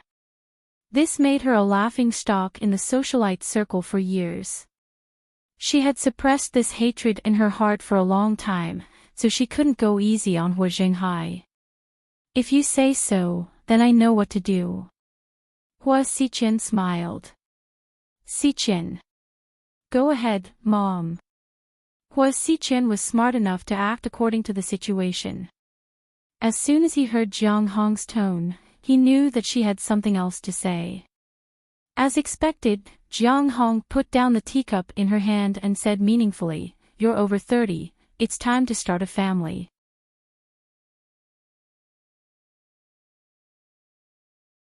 Chapter 920. "Mom, I'm not in a hurry." "You have to be. It's not about whether you're in a hurry or not. I just think that if you can find a woman of equal social status, it might be better for us." Hua Xiqian licked his lips, smiled, and didn't say anything. "Forget about the thing between you and that actress. She's just an actress. Just play around, don't take it to heart." "I know, Mom." Hua Xiqian was very obedient and nodded in response to Jiang Hong's words. "As a member of a family like ours, you shouldn't think about love. That's illusory. It's not suitable for us. Also, I think that a marriage with benefits will last longer. A marriage formed by love is actually very fragile. Once the love is gone, the marriage can't be maintained. Do you understand what I mean?" "I understand." Hua Xiqian poured another cup of tea for his mother and carefully pushed it towards her. What do you plan to do with Huamin? Jiang Hong asked softly as she took the teacup. I'll still kick her out. These 4 words made Jiang Hong's frown slowly fade away. She seemed to be very satisfied with Hua Xiqian's answer. That kid is smart, and I like her, but she's too arrogant to be of use to us. There's no point in keeping her. Huamin has always dreamed of using her to get close to Qin Chu. Hua Zhenghai doesn't even know how smart Huamin is. I won't take that risk, I'll just kick her out. Xiqian, you have to remember, the Hua family belongs to me and my son. I know. Hua Xiqian nodded. Jiang Hong was an extremely calm and even cold woman. She was born without love. She was born into the wealthy Jiang family and had been scheming against her brothers and sisters since she was young. She had no family, no love, and no friendship. All of her interpersonal relationships were calculated. In order to adopt Hua Xiqian from her sister, she gave her sister more than 30 million yuan to invest in a factory. Now, she raised a scheming son, but Hua Xiqian was much scarier than she imagined. After Su Yu was cleared of all charges, he kept a low profile and rarely appeared in public. Occasionally, he would go to Imperial Star to deal with business, but most of the time, he would stay in the Su family's villa. Because someone had died in the private villa, it was rather unlucky, so it was directly sold at a low price. Su Yu's return home made the Su family especially happy. Mr. Su was busy with work and was rarely at home. Master Lord Su would occasionally take a break. He would drink with his grandson and play chess. He lived a very leisurely life. On this day, the old man was in a good mood and looked for Su Yu to play chess.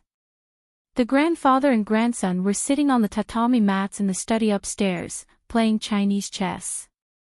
Next to it was incense, which had an ancient charm. You, what do you think of Grandpa Su's granddaughter? When the old man asked this question, the 2 guests had already been gone for more than 10 days. They only stayed for a few days. After all, they had matters to attend to, so it was inconvenient for them to stay for long. Grandpa, are you talking about that Su Jimin? Su Yu picked up a horse and placed it on the chessboard. Yes. She's pretty good. The little girl is quite lively, naive and romantic. Surprisingly, Su Yu's evaluation of her was quite high. Then if she's your wife. Before Master Lord Su could finish, Su Yu interrupted him. Forget it. That girl is fine as a sister, but as a wife, I'd rather be single for the rest of my life. Ahem, why? Master Lord Su was confused. She's not my cup of tea, then what do you want? Pork stewed with pickled cabbage. Su Yu replied flirtatiously. You brat, can't you have a pleasant chat with Grandpa? Master Lord Su was helpless. Ha! General, Grandpa, you lost. There's no solution to the checkmate, ha ha ha. Su Yu clapped his hands and cheered, laughing uncontrollably. Grandpa's chess skills were superb and he rarely won. Today, the old man's mind was no longer on chess, but on testing his grandson's thoughts. Brat, don't play dumb with me. Just tell me, when can I have a great-granddaughter or great-granddaughter? The old man was also anxious. He pushed the chessboard and started playing. Oh, are you threatening me now? Cut the crap and answer the question directly. Master Lord Su was unwilling to give up.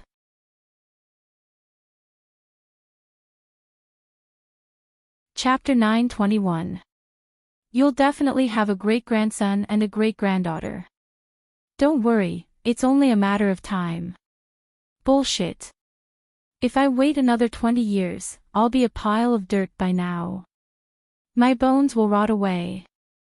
Master Lord Su was furious. Then tell me, what do you mean? Get married as soon as possible. Ha. Then I have to have someone to marry. Suyu laughed dryly, wondering why his old man was so stubborn. I've already thought about it. If you really don't like Jamin. That actress from your company is fine too, but I've relaxed the rules. The one called Tong or something, Grandpa Su said as he leaned against the wall behind him and lit a cigarette. Her. No, no. Suyu hurriedly waved his hand. Don't you like that girl? Ha.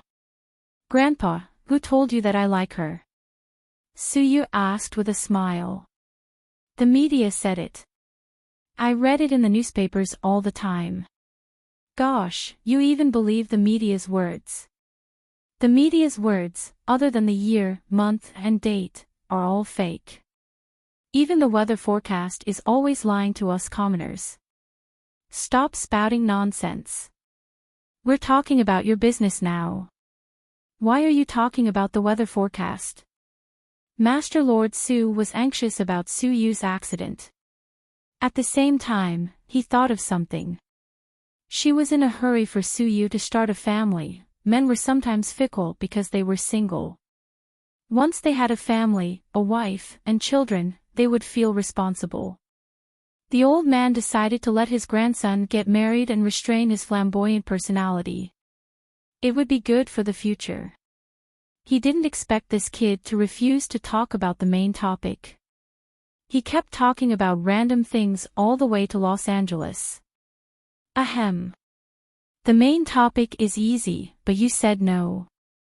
When I find a wife, I have to find someone I like. Grandpa, a lifetime is only a few decades. Our family doesn't lack money or power, so I don't have to find a socialite to marry, right? Plus, I'm your only grandson. Can you bear to see me live a miserable life? Who wants you to get married? The problem now is for you to find someone quickly. Who do you like? Tell me. I don't have anything for the time being. When I find something I like, I'll tell you. Ha, it's getting late. You should rest early. After saying this, Suyu got off the tatami and ran away. This brat. Seeing that his grandson was unwilling to speak, Master Lord Su asked for an entire night but to no avail. He was truly out of options. When Suyu returned to his room, he saw his mother changing the bedsheets. Mom, that's enough. It's such a waste to change it every day. I'm not a clean freak. I saw it when I was shopping today. The material is good, so I bought it for you. You can use it first. It's rare for you to come home. Lady Su was especially happy that her son had returned home. Every day, she told the kitchen to cook different dishes for Suyu. The daily necessities were changed every day, and the service was even better than that of a hotel. Suyu actually understood his mother's feelings very well. Every mother doted on their son. Are you hungry? Do you want to eat something? Lady Su asked. I'm not hungry. Then you should go to bed early. Okay. Suyu turned around, took off his jacket, and prepared to take a shower. Lady Su suddenly thought of something and asked, Son. Huamin's testimony was key to you coming out this time. But now she's at the center of the storm. You've been in the media industry for so long. Can you help her explain? I'm worried that she won't be able to handle such a big scandal. Lady Su knew that Huamin had helped her son, so she was grateful. Now that she saw the media crazily reporting about this matter, she felt bad. Suyu was fine. After all, he was a godlike tycoon with scandals. Ever since he started his company, scandals had never stopped. However, Huamin was different. She was a girl. Once she was at a disadvantage, she would drown in saliva. After hearing his mother's words, Suyu's expression became complicated. He originally wanted to protect Huamin, but now it was the other way around. Huamin helped him clear his name, but he was the one being slandered.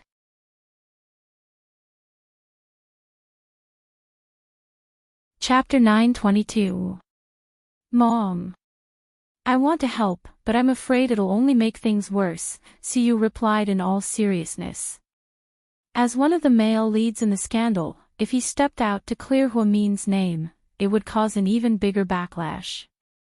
Therefore, he had no choice but to remain silent and control the media that he could control to suppress the scandal. He even asked some paid posters to speak up for Huamin, but it didn't seem to be of any use. In the age of the internet, news spread faster and faster, and the more it spread, the more ridiculous it became. Okay, I got it. Lady Su turned around and left. After taking a shower, Siyu lay in bed and turned on his phone. The screensaver was a classic photo of Huamin in a white lab coat. He stared at the photo for about 10 seconds before unlocking his phone and logging into Weibo. There were a lot of comments under his Weibo, but most of them were his fans. The top comment was a rather dramatic one. The person said, "I've never hated Lord Su before." There were more than 2,000 people who liked the post, and it was quite popular. Most of the comments were from female fans who kept calling him hubby, so he didn't care. However, there were also a few who scolded him. Suyu, what's your relationship with Huamin? Why did she help you clear your name? Why did a young lady of GK come to Suyu's birthday? Is she a spy you sent to Chin Chu? Bro, it's not good for you to seduce a married woman. It's a moral issue, a third party is still a third party, it's wrong to be a third party. You're a rich godlike tycoon, you can have any woman you want, why would you seduce someone else's wife? Another comment was even more amusing, why do I feel like there's more to this than meets the eye? Suyu and Chin Chu have a love-hate relationship, Huamin is the real cannon fodder. Suyu was speechless after reading this comment. He couldn't help but marvel at how talented the netizens were.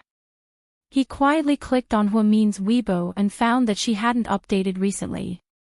However, the comments under the most recent Weibo post had exploded. There were about 50 to 60,000 comments. She clicked on them and saw that they were all scolding her. Huamin, how can you be so shameless? You seduced Lord Su when you already have a husband. The women of the Hua family are all bitches. Huamin and Hui Yanyan are all the same. Identification complete. I want to know the extent of the trauma in CEO Qin's heart after this incident was exposed. Huamin, is it really okay for you to be two-timing? Are you worthy of President Qin buying you a sports car and a mansion? You're a woman who doesn't know how lucky she is.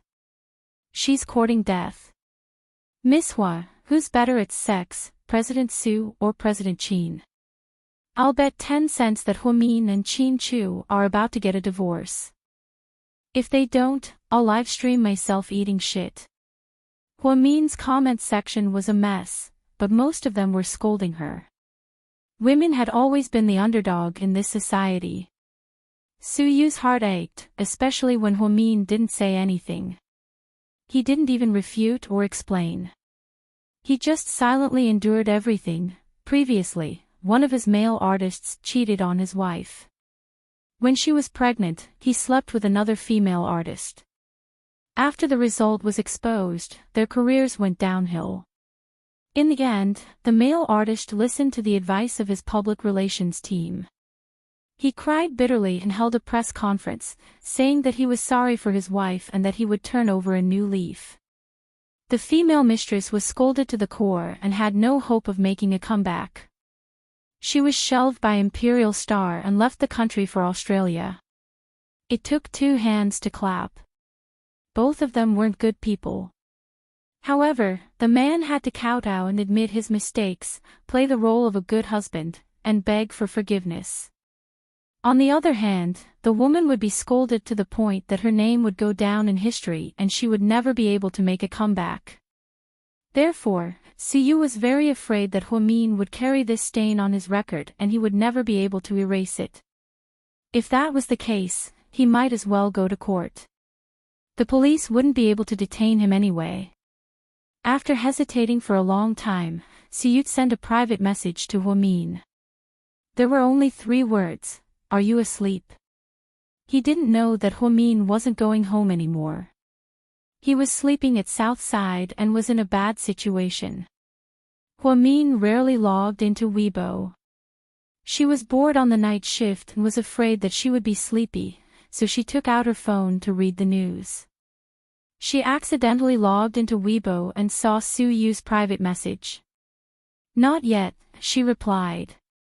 "I told you not to help me. Look at you now. You've been scolded to death. Do you know that?" Suyu wrote, feeling sorry for her.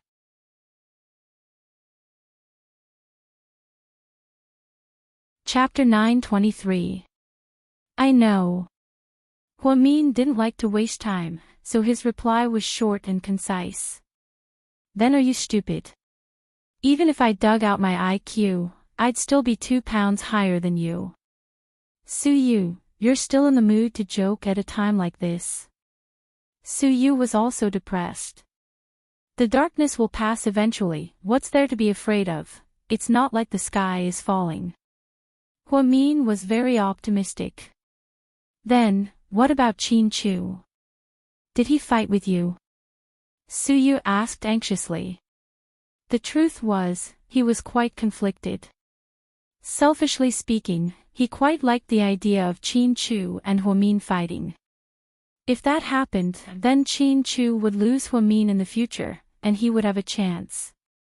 However, from the overall situation, Huamian and Qin Chu had deep feelings for each other since the last time the 2 families fought. Ever since Huamin's quick-witted response to GK's crisis, Huamin was the woman who was willing to beg Hua Xiqian for Qin Chu. Therefore, if Qin Chu and Huamin fought, then Qin Chu, who was deeply in love with Huamin, would be very sad. Suyu, on the other hand, didn't want Huamin to be sad, so he was conflicted after asking this question. "I'm fine." Huamin's answer was vague. She wouldn't tell Suyu about her relationship with Qin Chu. After all, it was a private matter between the 2 of them. "If you can't handle it, then go abroad for a while. I'll slowly deal with this here in China, and you can come back when things calm down." "It's okay, I can handle it, it's nothing. Plus, there's nothing between us, why should I run away?" "Okay, you're right." Suyu was a little disappointed. There was indeed nothing between him and Huamin. It was just that someone had taken the opportunity to make a big fuss out of nothing. Because of their identities, they had been hyped up. After sending private messages for a while, Suyu still couldn't fall asleep. He sent a message in the group, "Who's not coming? Who wants to come out for a few drinks?" "Me," Tang Chuan replied immediately. "Me too." Wei Liao also gave a rare reply. "Fuck. You're floating in the water. Won't Dr. Jiang kill you?" Everyone knew that Wei Liao doted on Jiang Shaowei a lot, especially after she got pregnant. He treated her like a queen. Since then, Wei Liao rarely came out to drink, so when he finally showed up, Tang Chuan and Suyu were quite surprised. "My doctor took the initiative to ask me to come out. He said that he was afraid that I would have prenatal depression." Wei Liao smiled. "Prenatal depression? Isn't that a disease of pregnant women? What does it have to do with you?" Tang Chuan exclaimed. "You don't understand this, do you? Nowadays, a lot of men accompany their husbands to give birth. In the end, after a long time, their wives are fine, but they get sick. My wife has a doctorate in psychology. Don't doubt her theory." Wei Liao looked at him with admiration. Never in his wildest dreams did he think that he would one day marry a top student. Okay. Whatever your wife says is right. Stop talking nonsense. We'll wait for you on the top floor of Seductive Fox. Then, the 3 of them drove to their appointments. Suyu drove a black Lamborghini. Tang Chuan's flirtatious pink Ferrari and Wei Liao's low-key Land Rover Range Rover both stopped at the entrance of Seductive Fox. In the private room on the top floor, Tang Chuan didn't bring a female companion, which was rare.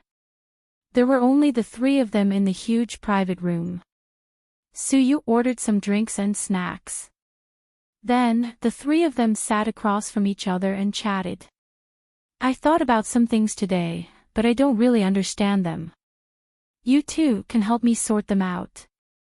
Suyu held an empty glass and spun it around on the coffee table. Sure. Tang Chuan nodded. Tell me about it. Wei Liao guessed that Suyu had something to say. It was so late at night. Instead of sleeping, he came out to drink. Zhao Xia died in my private villa. The time of her death happened to be when I wasn't on the surveillance camera. That's when I met Huamin. So, I'm more suspicious than anyone else. Normal people would think that Zhao Xia used her death to frame me and avenge her sister. Isn't that the case? Tang Chuan was stunned. On the surface, it seems so. But after thinking about it carefully, I feel that something is wrong. Wei Liao took out a chunghua and held it in his mouth as he looked at Suyu and asked, What's wrong?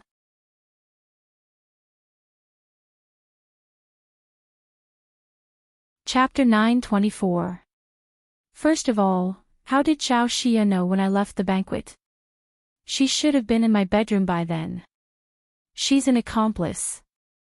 Otherwise, how could someone of Zhao Xia's status sneak in without an invitation? Tang Chuan analyzed. That's right, she's definitely an accomplice. What I want to tell you now is their goal. Goal? Isn't their goal to slander you? Guess. Even an idiot would know that. Tang Chuan looked at Suyu in confusion. No, I don't think it's that simple. Do you see any other flaws? Wei Liao asked. I think that if they wanted to slander me, they would have found a way to lure me into the mansion. Wouldn't that be more evidence? They wouldn't have let me go out to meet Huamin. Huamin would be the only witness, and she would definitely testify for me. So you're saying? Wei Liao seemed to understand what Suyu meant. Yeah, I have a bold guess. I think that Zhao Xia might have been used. On the surface, her death was to slander me, but in reality, that person's goal might be to slander Huamin. Once Huamin testifies for me and clears my name, she would fall into that person's trap. Now that things have developed into this situation, perhaps that's the true goal of the mastermind. Holy shit, no way, that's too scary. It's a series of traps. Tang Chuan exclaimed. Wei Liao and Suyu looked at each other, seemingly understanding each other's thoughts. Wei Liao stomped on the cigarette butt and said in a serious tone, If that's the case, then this person is very scary. Zhao Xia was used, and slandering you was also a catalyst.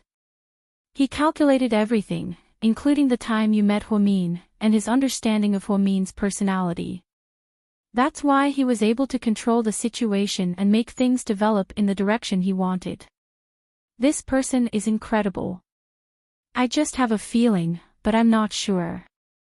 So, are you going to investigate it? Of course, this person is not only my enemy, but also Huamin's enemy. I have to find him. Suyu had been holding back his anger. After thinking about it today, he felt that something was wrong. Originally, he also knew that Zhao Xia definitely had an accomplice. Later, he boldly speculated that this matter might have something to do with Huamin. Because that person would not sacrifice Zhao Xia to do something that could not be blackmailed at all. This was tantamount to a waste of time because everyone knew Suyu's identity. Even if they went to court, they would not lose the case. This was an irrefutable fact. Huamin was framed, so he must not be on good terms with Qin Chu. Therefore, the most likely suspect is the murderer. I thought of someone, Tang Chuan suddenly said. Is it Song Yisher? Wei Liao blurted out. Smart. Tang Chuan gave him a thumbs up. I don't think it's Song Yishe. Su Yu shook his head and rejected Tang Chuan's suggestion. She's the most suspicious. You don't know how ambitious your woman is, right? She moved to Imperial Park. What kind of place is that? That's where Huamin and Qin Chu live. Plus, Song Yishe has a lot of power and connections. It's convenient for her to do things. Tang Chuan especially disliked Song Yishe because the socialites who were close to Song Yishe were all famous scheming bitches in the industry. In the past, Tang Chuan had a girlfriend who was bullied by those women. Because of this, Tang Chuan even had a fight with them on Weibo. Zhao Qingya's accident happened a long time ago, and Song Yishe just came back not long ago.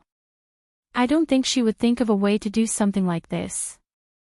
If the mayor's daughter is involved in something like murder and Bingdu, it will affect her father's career. I don't think Song Yishe would take such a risk just to frame Huamin and ruin their relationship. This was Wei Liao's analysis. Wei Liao had always been known for his intelligence, so Su Yu would often discuss things with him that he couldn't figure out. Su Yu nodded and agreed with Wei Liao. That's strange, who else could it be? Tang Chuan muttered to himself. This person must be someone important, and they're ruthless, Su Yu speculated. Hey, do you guys think it could be Lady Qin? Doesn't she hate Huamin the most? Tang Chuan suddenly thought of someone and quickly asked.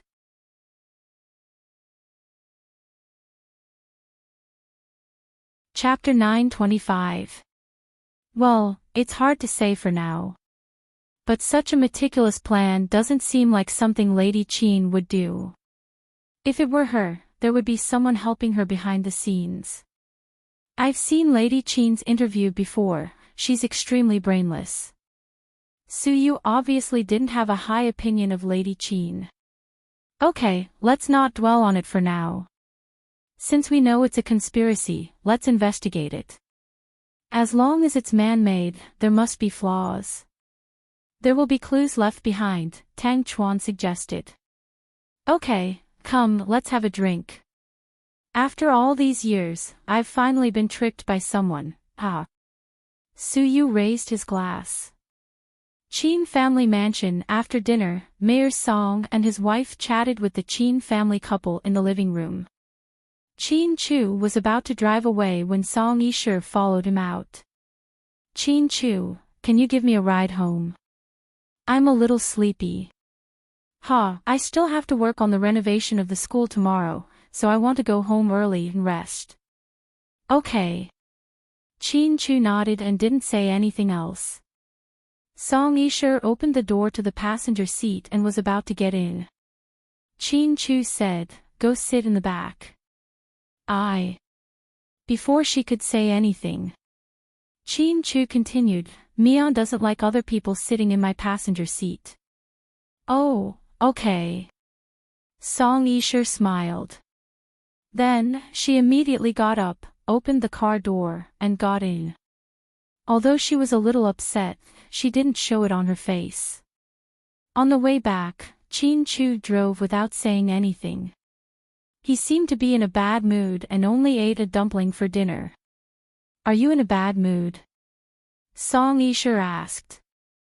No. Actually, the rumors are spreading like wildfire, and everyone knows about it. I know why you're like this even if you don't tell me, but I believe in Huamin. There's nothing between her and Su Yu. You believe her? Qin Chu was slightly startled. That's right. If there really was something going on, Huamin wouldn't have testified. Wouldn't that leave evidence for others to use against him? It's precisely because she has nothing that she has to testify for Su Yu. She has a good character, so I believe that she and Su Yu are definitely not like what the outside world says.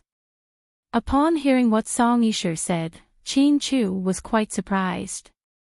To be honest, he thought that Song Yishe would take the opportunity to slander Huamin, but she didn't. She actually said that she believed in Huamin. This woman was really not ordinary. Thank you on behalf of Mian. Chin Chu's attitude was obviously better than before. Even though he was still angry with her, he felt comfortable listening to her speak up for Huamin. But I heard it from people in the industry. Don't think too much, I'm just saying. Go ahead, Chin Chu said when he heard Song Yisher's hesitation. I heard that Suyu has liked Huamin for a long time, right? I didn't know before, after all, I just came back not long ago. But I can tell that 2 of my friends went overboard last time at my house and bullied Huamin. Do you remember? That night, Suyu turned his car around and deliberately hit my friend's car. At the time, I was quite confused, but now that I think about it, he might really be interested in Huamin. Chin Chu drove but didn't respond. Song Yisher couldn't guess what Chin Chu was thinking, so she immediately said, but I believe that Huamin doesn't have that kind of intention. After all, he's married to you. After all, you guys have been together for so many years, right? She said this to get on Chin Chu's good side. I'm not angry because I suspect that there's something going on between Mian and Suyu, Chin Chu said word for word. Then you. I'm angry because she did it without regard for her own reputation. I don't care about my reputation, and I don't care about GK's reputation, but I care about her. I can't stand her being criticized by everyone. Chin Chu said slowly. Song Yisher was quite shocked when she heard what he said. I didn't think that you loved her so deeply, she said unhappily.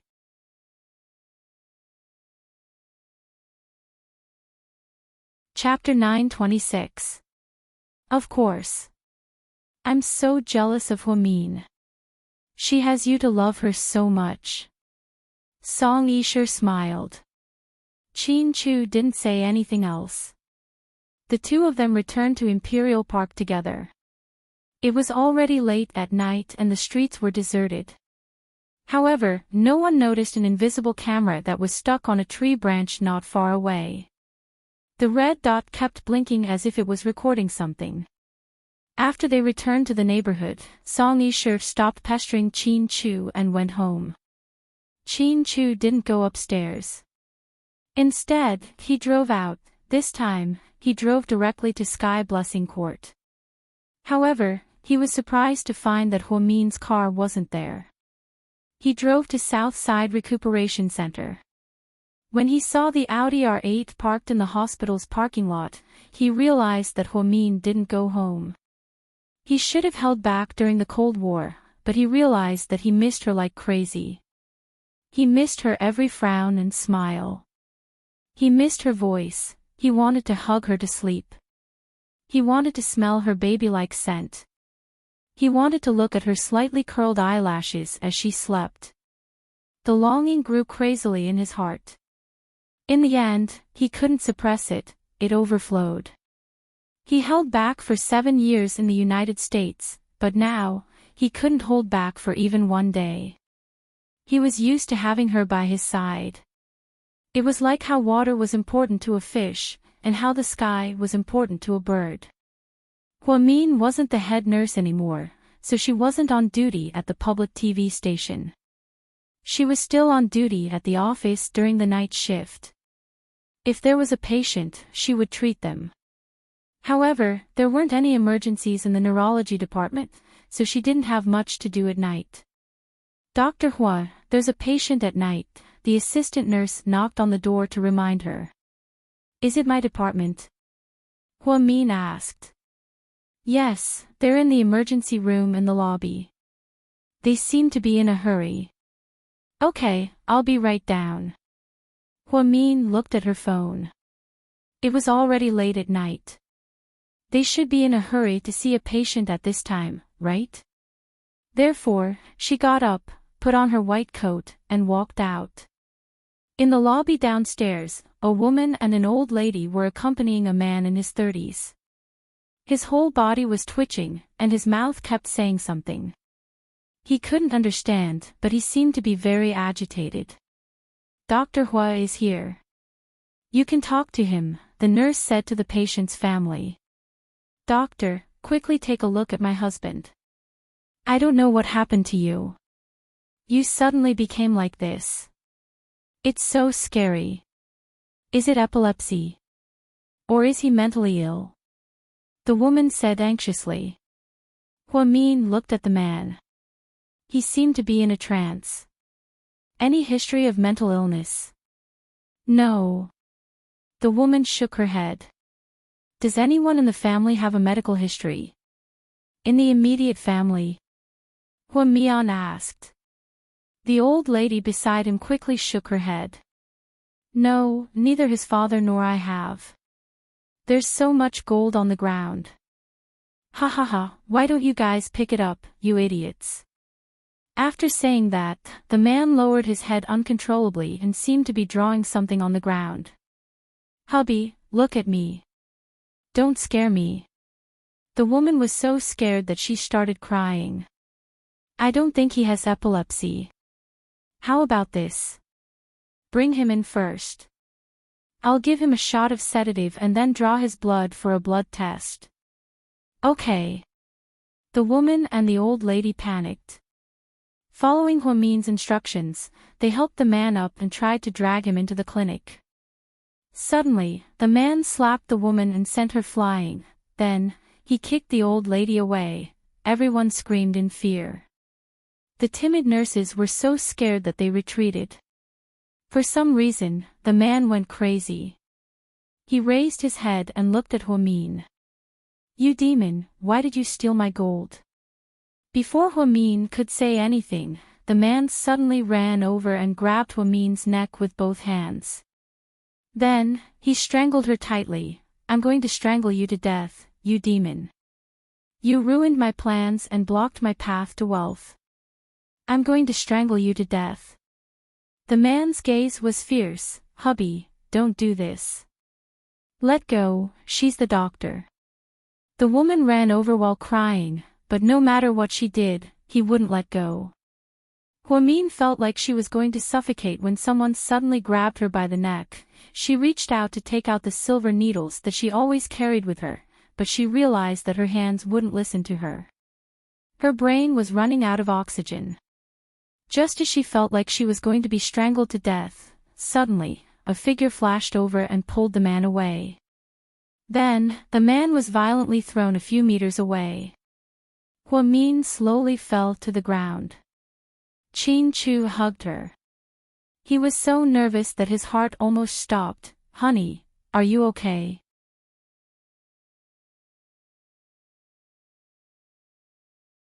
Chapter 927. Huamin wanted to say something, but she couldn't. She reached out and touched Qin Chu's face, her eyes unfocused. To be honest, Qin Chu was scared out of his wits. He didn't care that there were people around them and immediately performed CPR. After about half a minute, Huamin finally came back to her senses. Why are you here? Huamin asked weakly when she saw Qin Chu. Dr. Hua, it's a good thing that your husband is here. Otherwise, you would be in big trouble. The patient who was sent in just now went crazy and hurt people everywhere. He almost strangled you, the nurse explained. Huamin thought for a moment and then got down from Qin Chu's arms. She gently stroked her forehead as she walked unsteadily. Qin Chu was worried, so he quickly went up to help her up. Where's the patient? Huamin asked. He was tied up by our security. We were afraid that he would hurt people again. Huamin nodded. Let's do a urine test. I don't think he's mentally ill. If I'm not wrong, he probably ate something. Okay, Dr. Hua. The nurse nodded and immediately did as Huamin instructed. Qin Chu helped her to a bench in the consultation room and sat down. Then, he poured her a glass of warm water and handed it to her. Thank you. Huamin took the water. She was still very weak, as if she hadn't recovered yet. Why are you being so polite? Qin Chu finally let out a sigh of relief when he saw that she was fine. Why are you here? Huamin finally noticed that Qin Chu was here at this time. It was already so late. If I didn't come, my wife would have been strangled to death, Qin Chu said angrily. Huamin, I'm going to tell Wu Zhongxing tomorrow to transfer you out of the neurology department. It's too dangerous. Huamin, then which subject do you think I'm suitable for? The finance department is not bad. You can work in the finance department. It's good to calculate the salary of the employees, Qin Chu said seriously. Huamin, it was not easy for her to get the medical registration certificate, but Qin Chu actually asked her to work as an accountant in the finance department. What a crazy idea. Before Huamin could say anything, the nurse knocked on the door and walked in. Dr. Hua, the results are out. The urine test is positive. Call the police and send him to the Public Security Bureau. Huamin had long suspected that the man had eaten something, which was why he was so abnormal. He was neither mentally ill nor epileptic. This kind of person was really a danger to society. What do you think of my proposal? What suggestion? It's about finance. Qin Chu did not give up. For the first time, he realized that being a doctor was such a dangerous profession. If he had arrived a step later, the consequences would have been unimaginable. Huamin raised his head and asked, then I might as well quit my job and wait at home to give birth to the baby. How about that? Good idea, it's perfect. Huamin, President Qin, please don't make a fuss. I'm still at work and I'm very tired. You should go back. Huamin felt that Qin Chu's suggestion was completely unreasonable. If she quit her favorite profession, wouldn't she be bored to death? Huamin turned around and walked upstairs to her office. Qin Chu followed. What are you doing? Keeping you company. Why do you want to keep me company? Aren't we in a Cold War? Huamin did not forget that they had not reconciled. A Cold War and keeping you company don't conflict, Qin Chu replied cleverly. But you're affecting my work. I was the one who gave you mouth-to-mouth resuscitation. Now you remember that I'm affecting your work. Huamin, can't you have some conscience? Qin Chu was speechless. His wife was really good at burning bridges. Did you enjoy your dinner? Huamin asked. Qin Chu was silent. He did not know what she was trying to say. Were the dumplings good? Huamin asked with a smile. Yes. Were the song Isher good? Was it better than the dumplings? Huamin continued to smile. However, her smile made Qin Chu's hair stand on end. Dumplings, song Isher, she knew all about it. This was troublesome.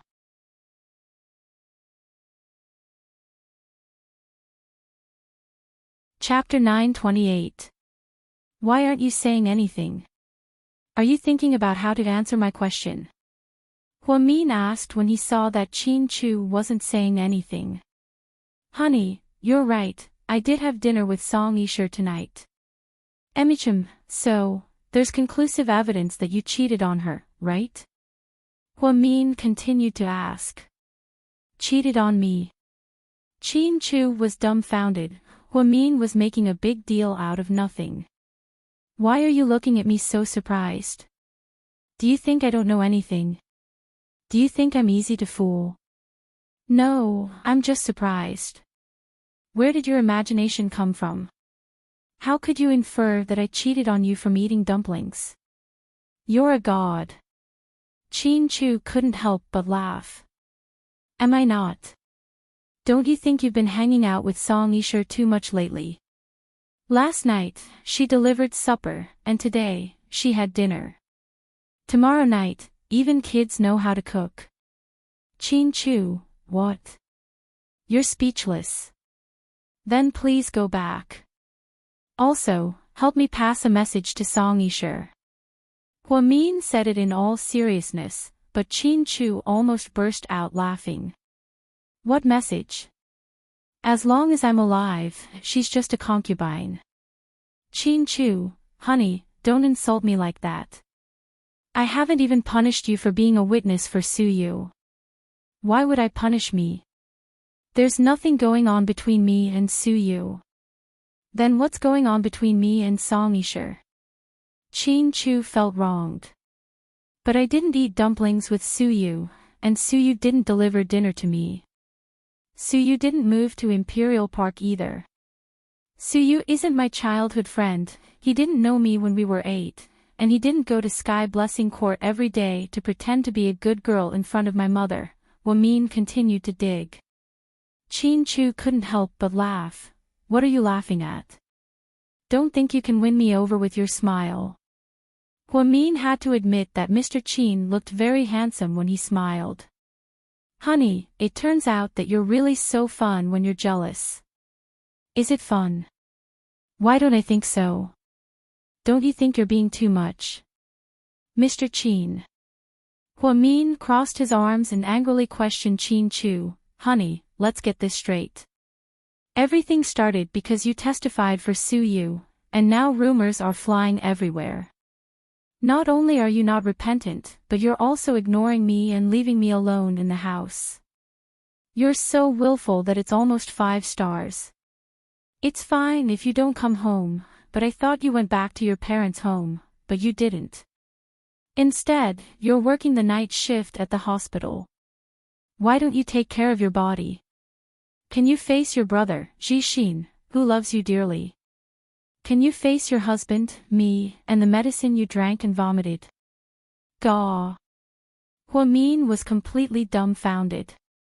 She didn't know that Mr. Chin was so good at arguing.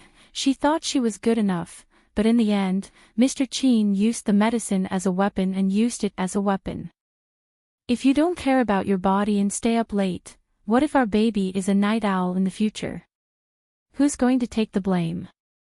Chin Chu pretended to question her. Huamin was speechless. She stared at Chin Chu with wide eyes, speechless. She didn't know what to say. Who wants to have a baby with you? Hurry up and have one with Song Yisher. She's so pretty, she can give birth to a little Jiling for you. Huamin's words were full of jealousy. No, I only want a baby with a high IQ. Only a baby with you can continue your high IQ. So, you married me just to have a baby with a high IQ? Huamin's face darkened. What else? Is it because you're living a good life? For the first time in his life, Mr. Chin retorted back at Huamin. His words were like a bomb to her. After a while, she pointed at the office door and said, "Get out right now." Seeing that Huamin was angry, Chin Chu was secretly happy. He was finally free from his wife's oppression. So, he waved his hand and said, "Ah, it's fine, it's fine. I said the wrong thing. I apologize, I regret it. Honey, you're living the best life. No one in the world can compare to you, okay?" Chin Chu. Huamin gritted her teeth as she looked at the man in front of her. She really wanted to ask him why he was here tonight. Was he here to argue or to reconcile? Or was he here to cause trouble for her?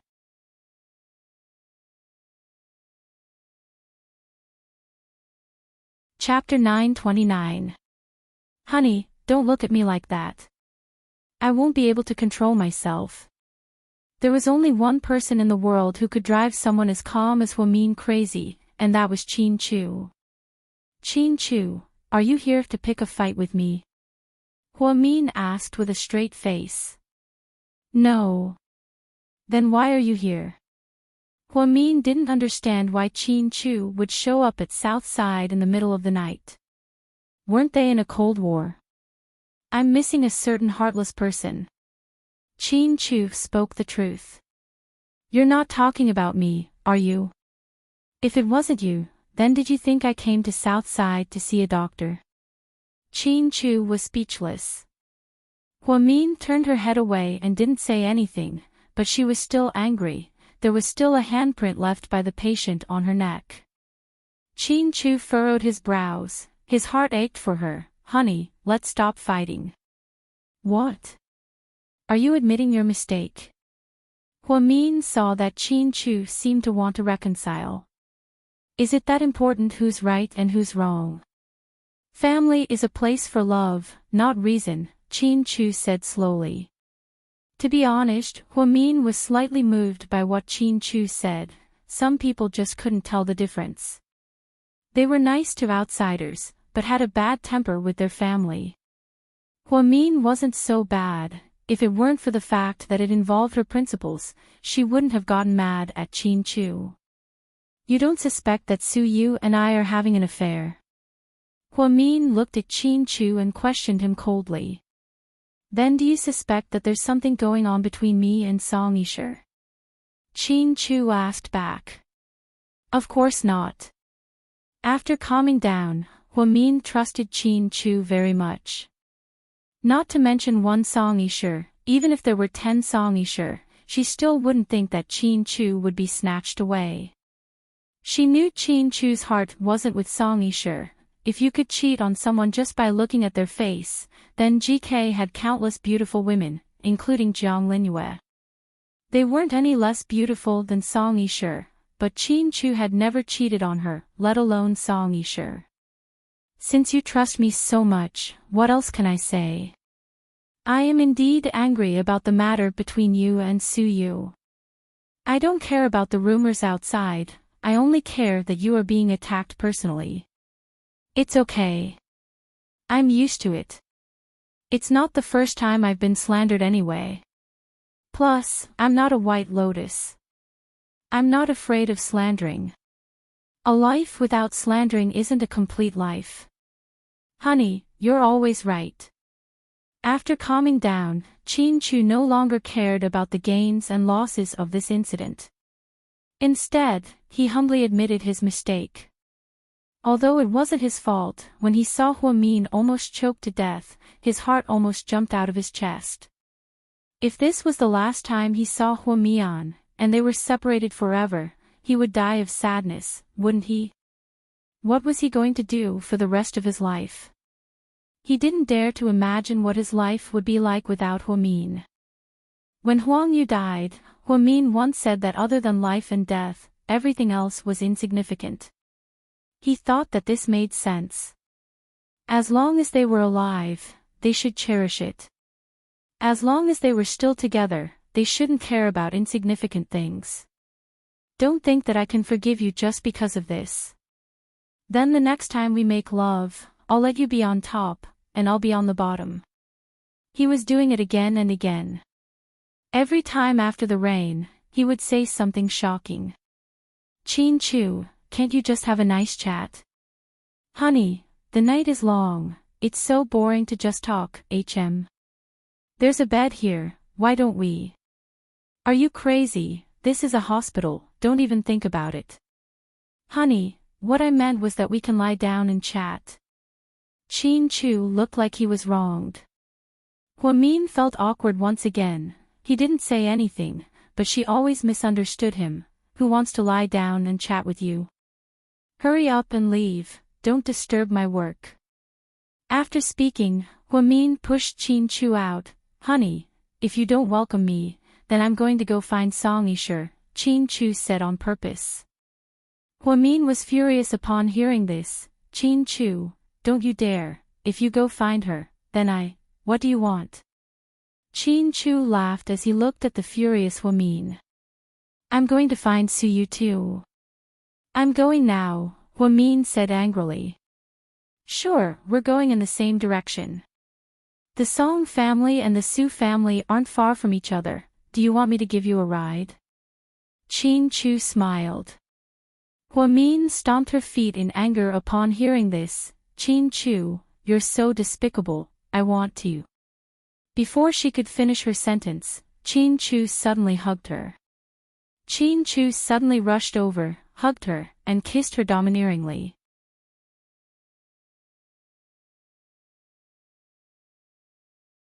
Chapter 930. Huamin never thought that, Even if they weren't at home or in GK's office, Huamin would still be able to kiss Huamin. Mr. Qin could kiss her whenever he wanted. He arrogantly pushed her down, and then, "Dr. Hua, are you okay?" The nurse, who didn't know what was going on, finally remembered that Huamin was in danger.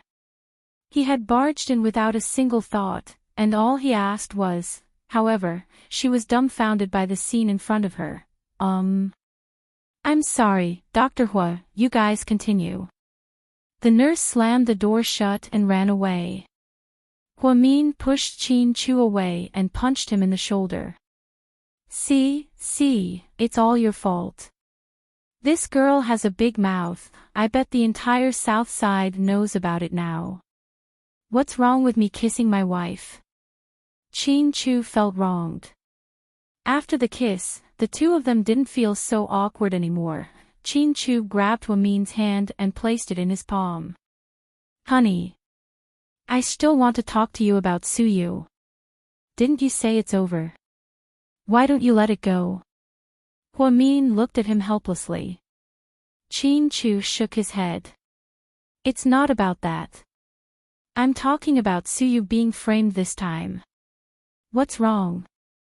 Huamin thought that it was normal for someone as arrogant as Suyu to be framed, right? After all, he had too many enemies. I don't think Suyu was framed this time, but the target wasn't him. The truth was, Qin Chu should have suspected it a long time ago, but he was too angry at Huamin. "You mean?" Huamin seemed to have realized something. "Who's the ultimate victim?" Qin Chu continued to ask. "Me and you." Huamin reacted quickly. Suyu had been slandered, and this matter concerned two people. One was her, and the other was Qin Chu. Because she was now surrounded by negative news, Qin Chu was also implicated. That's right. That's why I think the mastermind's goal isn't to do anything to Suyu. After all, the Suyu's power is there. Suyu wouldn't have done this anyway. You stood out to testify, which should be exactly what he wants. You're jealous of the time you met Suyu, including the strange death of that woman. This matter is very strange. After Qin Chu finished speaking solemnly, Huamin also fell into deep thought. That's right. Previously, she only cared about testifying for Suyu to clear his name and didn't think too much about other things. Now, it seemed like Suyu was fine to begin with. The ones who were really affected were her and Qin Chu. Then, if this theory is correct, then this person is too scary. Not only did he know the exact time I met Suyu, but he also planned the woman's death. Most importantly, if I didn't testify, then his hopes would have been dashed, but he tricked me into coming out. So, this person might know you very well, Qin Chu said slowly as he placed Huamin's hand on his chest. Could it be? Huamin looked at Qin Chu with her eyes wide open. She seemed to have an answer in her heart. Yes, the person you're thinking of is also my candidate. It's just that we don't have any evidence. Qin Chu nodded. He could guess who Huamin was referring to. This matter concerns a life. I really don't want it to be him. Maybe he has more than one life in his hands. He's always been a decisive person. Huamin didn't say anything after hearing this, but her heart turned cold. She couldn't imagine that a human life could be used to achieve a certain goal. Of course, she didn't have any evidence. It was just a small inference. Right now, the enemy is in the dark while we're in the light.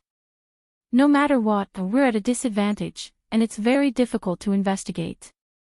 If we don't do it right, we might alert the enemy. Yes, I really didn't care before. I didn't think so much about it. The key is, what's his goal? Is it just to smear my name? I've already done enough bad things about me. There's nothing to be afraid of, and he won't get anything out of it, right? Huamin couldn't figure out that person's ultimate goal was to smear her name. It wasn't worth it to pay such a big price. Is it a big enough price for you to leave me? Chin Chu asked back. Huamin was slightly stunned.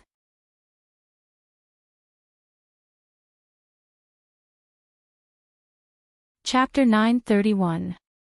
If I leave you, what good would that do him? Huamin looked at Chin Chu in surprise. That depends on him. After all, we're not him, so we can't guess what he's thinking. But, speaking of which, that's just what I think. I don't have any proof that it's him. That's one of his smarts. He never leaves any evidence behind, Huamin commented. This was why she and Chin Chu had never liked him since they were kids. Chin Chu remained silent and agreed with Huamin. On this matter, the two of them were on the same page. Honey. I suddenly have an idea. Huamin turned her head and looked at Chin Chu up close with a hint of excitement in her eyes. What is it? I think we can continue to pretend that we're in a Cold War. Then we can beat him at his own game and see how far he can go. Since we're already in the game, why not play along? No, that's too dangerous. I'm afraid it'll be bad for you. Chin Chu secretly tightened his grip on Huamin's hand, as if he was afraid that he would lose her at any moment. It won't be dangerous. Actually, if he wanted to do something to me, he had plenty of chances to do so. He wouldn't go through so much trouble. I really want to see what kind of game he's playing. Huamin's intuition tells her that there won't be any danger. It was because she didn't know what he was up to that she was curious and wanted to continue investigating. Before Chin Chu could say anything, Huamin added, Honey, even if we're safe this time, it doesn't mean it'll be the same next time. He might continue to cause trouble and lead us into a trap. I think we should take advantage of this opportunity and beat him at his own game. If we put on an act together, we won't be exposed, right?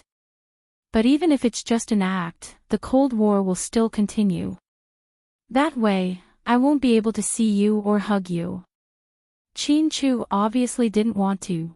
Aren't we trying to lure the snake out of its hole? It's not like it's real. We can contact each other in private and send WeChat messages. Didn't you install anti-eavesdropping sensors on our phones? It's not like they'll find our phones. Huamin smiled. Chin Chu didn't say anything. What Huamin said was indeed reasonable. Although the method was a bit risky, it was not a good idea to be passive all the time. This time, he had used Su Yu and Zhao Xia's death. Who knew what would happen next time? After struggling for a long time, he finally gave in to Huamin's pestering. Chin Chu nodded reluctantly. Huamin happily pecked the corner of his mouth, her eyes full of happiness. Honey, thank you for your hard work. We have to work together against the enemy. Huamin was instantly filled with positive energy. You have to promise me that as soon as you see danger, you will immediately stop the plan. Don't let anything happen to you. If you don't, I will never forgive you. I know. Huamin playfully stuck out her tongue. She felt like Chin Chu was overly nervous. She wasn't made of paper, how could she be that weak? In the end, Chin Chu reluctantly left Southside and drove back to Imperial Park. Huamin, on the other hand, continued to work the night shift. The next morning, a piece of news once again attracted the attention of the entire city. A tabloid published an even more shocking piece of news. GK's CEO, Chin Chu, met with a mysterious woman in the middle of the night and is suspected of having an affair. As soon as the news came out, it caused another uproar. Huamin seduced Siyu first, and Chin Chu met with a woman he didn't know. Were the two of them going to heaven?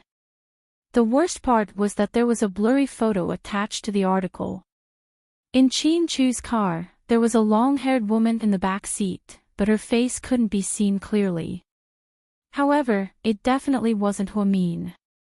Huamin's hair was shoulder-length, not waist-length. Zhu Lingling lost her cool as soon as she got off the plane. She immediately drove straight to Southside. As soon as she entered the office, she grabbed Huamin by the collar and dragged him outside. Sis, what are you doing? It's still early in the morning, I haven't gotten off work yet. What work? Your husband is running away with someone, did you know that? Zhu Lingling's face was filled with anger.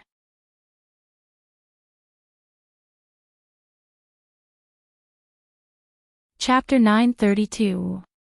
Ha ha ha, who did he run off with? Huamin couldn't stop laughing. You're still laughing, you should be more careful. After speaking, Zhu Lingling took out a newspaper from her bag and threw it on Huamin's desk. Look, the date of the photo shows that it was 11:40 p.m. last night. It was so late, but Qin Chu was in the car with a woman, and that woman wasn't you. Do you know what the worst part is? I don't know. Huamin shook his head adorably and cooperated with Zhu Lingling. Look at what the newspaper says. This photo was taken at the entrance of Imperial Park. The car drove into the neighborhood, which means that your husband brought a woman home last night. Did you know that? I don't know.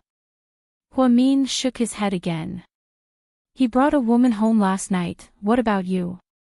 Where did you go? Zhu Lingling asked anxiously. I was on duty. I was at the hospital the whole time. What the, do you still want to be on duty? Something so big happened and you're still in the mood to be on duty. I thought you two fought and you went back to South Hill Manor, but you're actually at the hospital. You must be drunk. Huamin looked at the time of the photo and smiled, because Qin Chu happened to show up at Southside Recuperation Center at around midnight. It would take at least 20 minutes to get from Imperial Park to Southside. This meant that after Qin Chu dropped Song Yisha off, he immediately came to Southside. How could he have cheated on her? If there really was something going on, Qin Chu wouldn't have brought her back to Imperial Park so openly. Wasn't that just asking for death? Which man would swagger home with a mistress? His wife wasn't dead. Lingling, don't be impulsive. I don't think it's as serious as you think. Not serious. Don't lie to me. Gao Ran told me that you and Qin Chu are in a cold war. Qin Chu's been in a bad mood lately, and you don't even talk to him in a good tone. Ever since you testified for Su Yu, the entire situation changed. Why did you have to testify for Su Yu? That guy was born with a diamond spoon in his mouth. He'll be fine without your help. Why did you have to get involved in this mess? Brat, what do we do now? Zhu Lingling was especially worried about Huamin. She had watched her since high school. It wasn't easy to live a happy life, but it just couldn't be peaceful. Every now and then, someone would come and disturb it. She really had to worry about him. Seeing how worried Zhu Lingling was, Huamin was very touched. Lingling, I believe in Qin Chu. He wouldn't do anything to hurt me. I won't listen to what the media is saying. Those tabloids love to stir up trouble. They keep saying that Su Yu and I are having an affair. The truth is, there really isn't anything going on between Su Yu and me. Huamin explained, but the rumors are going crazy. They're all saying that you two are having fun on your own and that your marriage exists in name only.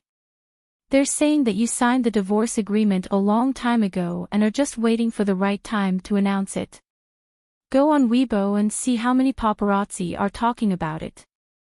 Then let them talk. Time will prove everything. Huamin remained calm. However, she couldn't tell Lingling about her plan with Qin Chu. It wasn't that she was worried that Lingling would betray her. It was that the fewer people who knew about it, the better. After all, dealing with people wasn't an easy thing. The pressure of public opinion was just a process. In the end, it all depended on the people involved. If Qin Chu didn't come last night, she might have exploded in anger. After all, ever since Song Yisha came back to China, she had been giving Huamin trouble. Are you stupid? What if? I mean, what if this thing turns out to be true? What if Qin Chu really is having an affair? What should we do? Zhu Lingling had been flying all over the country, so she didn't know much about Song Yishe. However, she had heard about her from Gao Ran. After all, she was Mayor Song's daughter and had a powerful family background. Zhu Lingling was worried that one day, Hua Min would lose to her because of her family background. If he wants to do that, no one can stop him. If a man doesn't love you, then everything you say and do is wrong. Even if you kneel down and kowtow, it won't change anything. If a man loves you, then, no matter how badly you're slandered, no matter how many opponents you meet, you'll always be safe and sound. By now, Hua Min had completely recovered. In her heart, this was how Qin Chu should be. The man she loved wasn't a shallow jerk, nor was he a man who couldn't withstand the test of time. What if one day, you have no choice but to get a divorce? When that time comes, will you really be able to handle it? Zhu Lingling asked as she looked at Hua Min, her heart aching.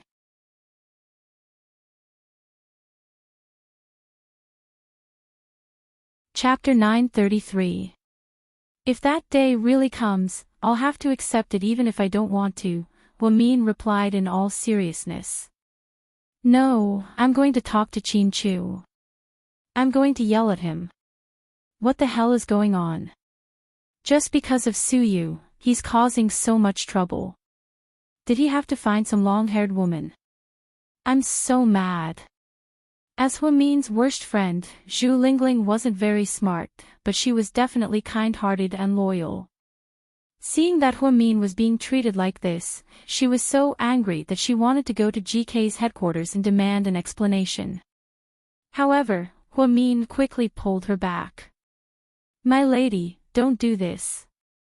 Don't go to GK and cause trouble. So many media outlets are watching our every move. If you do this, you'll only make things worse. But if I don't do anything, I'll be so mad. Zhu Lingling complained, you can complain to Gao Ran, then, use your beauty to conquer him and get some useful information from me. After all, he's Qin Chu's best friend, so he might know a lot of insider information. That makes sense. Why didn't I think of that? That bastard even invited me to eat little idiot's pig trotters. Okay, let's do this. I'll get some information from that guy, and I'll tell you later. Okay. Hua Min nodded. Then you have to hang in there. Don't worry about what those people say, okay? Zhu Lingling patted Hua Min's shoulder and reminded him. I will, don't worry about me. Then, Zhu Lingling left in a hurry. After the negative news came out, the outside world was abuzz, but South Side was very quiet. Everyone liked Hua Min, so they might gossip about him in private. However, no one told her about this, so she was okay. Things weren't as bad as she thought. Dr. Hua, someone's looking for you. Okay. Hua Min went out after organizing the information and saw Xia Wan. She was still wearing an old pink down jacket. The style was old, and the color wasn't as bright as it used to be. The cotton-padded shoes on her feet were also handmade and were not exquisite. However, Hua Min liked seeing Xia Wan's down-to-earth appearance. Miss Xia, you're here. The surgery's tomorrow. Did you remember the date wrong? Hua Min's TT. No, I know it's tomorrow. I actually came today, to see Ni Yang. You want to see him? Hua Min was a bit. Yeah, because I can't take care of him after the surgery, right? I'm right? T's right, so I want to see him before the surgery. What, T'est, would want to see him, Hua to Hua, Tit, I know. I'm prepared for it. I just want to see him. Xia Wan was holding a few apples and bananas in her hands. She looked so shabby. Let's go. I'll take you there. Inside the VIP ward on the top floor, N.I. Young was watching TV leisurely. Ever since Hwa-min told him what illness he was suffering from, he didn't let his imagination run wild. He ate well, slept well, and had a normal schedule. All he had to do was wait for the transplant surgery. Therefore, he was in a much better condition. He was even a little chubbier than before. Sister Ingzi was busy with the press conference for N.I. Yang's endorsement, so she wasn't present. Only her assistant was at the door. Dr. Hua. Is N.I. Yang inside? Yeah, he's watching TV. Okay. Hwa-min nodded and walked in with Xia Wan. Hwa-min, you. N.I. Yang was about to greet Hwa-min with a smile. However, when he saw Xia Wan behind her, his face immediately turned cold. Why are you here? I heard you were sick, so I came to see you. Xia Wan walked over and carefully placed the fruits on the bedside table. However, N.I. Yang pushed the fruits off the table and scattered them all over the floor. Get out of here. Get out of here right now. I don't want to see you for the rest of my life. Upon seeing Xia Wan, N.I. Yang became agitated, and his eyes were filled with hatred.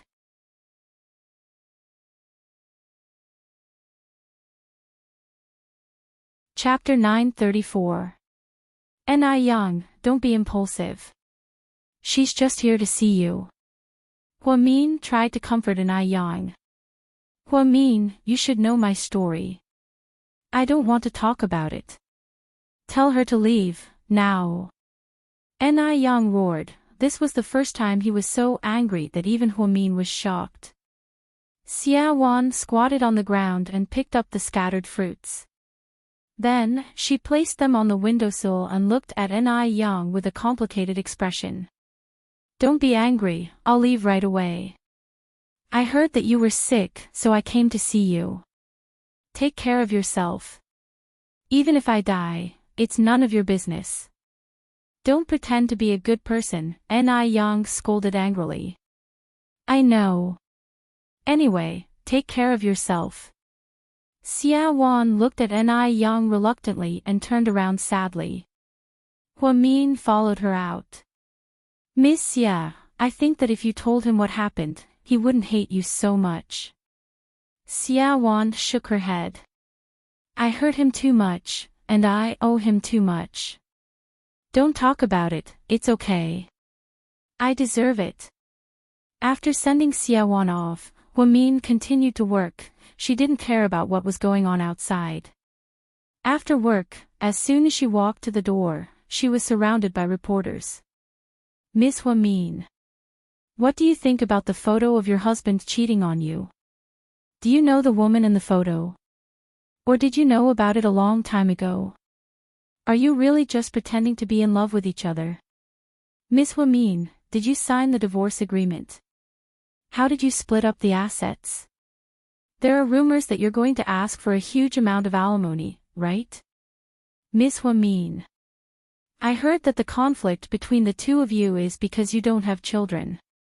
Does your status as a rich man have anything to do with that? What's your relationship with Suyu? Will you consider dating him after your divorce?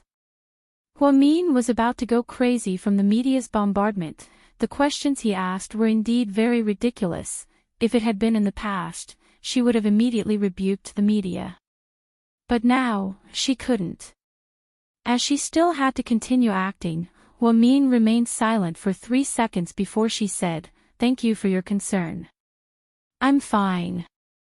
As for my family matters, it's not convenient for me to talk about them. I believe that time will prove everything. What will come will come." After mumbling these words, Hwa-min got into her car and drove away. However, an hour later, the media misinterpreted Hwa-min's words as, a young lady of GK tacitly admits that their marriage has changed, seems to have already agreed to divorce. After Hwa-min got off work, he drove straight back to Sky Blessing Court. This incident was getting bigger and bigger, and it was even being reported on TV and radio. Young Mayorong was restless at home. She had already called Huamin multiple times.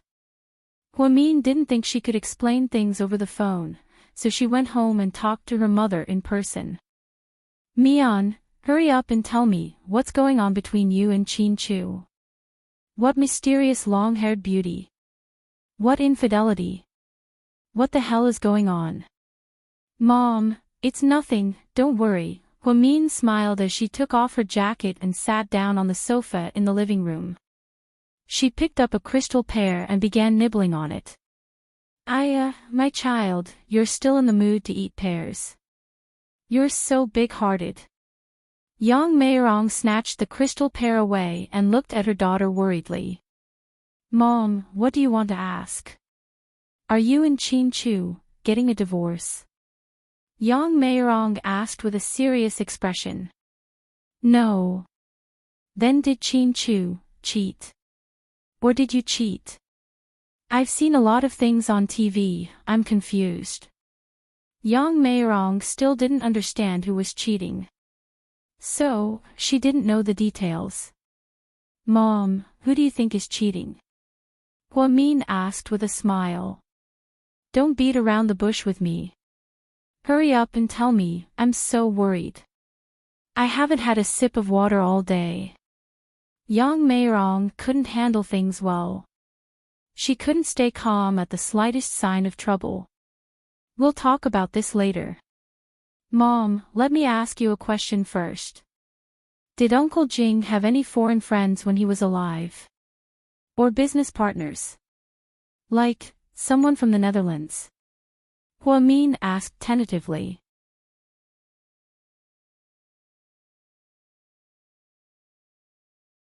Chapter 935. Foreign countries. I don't know them. Yang Meirong was confused by Huamin's sudden change in topic. 1 second, she was asking about her relationship with Chin Chu, and the next, she was talking about Jingde, who had passed away. Think about it carefully. Do you have any relatives? Do you contact them on the phone occasionally? No, your Uncle Jing doesn't have many relatives. Ever since he got together with me, he barely had any relatives. He was introverted and didn't like to communicate. Plus, he didn't even graduate from elementary school. Where would he find foreign friends? Plus, he doesn't know any foreign languages. Why are you asking? Oh, nothing. I was just asking. Huamin didn't mention her birth to Yang Meirong. After all, her mother didn't know the truth. If she found out one day that Huamian wasn't her biological daughter, she would be very disappointed, right? Or, she would be very sad. Don't change the topic. Tell me about you and Chin Chu. Mom, we're really fine. The media is just making things up. Don't listen to them. As long as I don't tell you that I'm divorcing Chin Chu, don't believe me. Don't lie to me, are you really okay?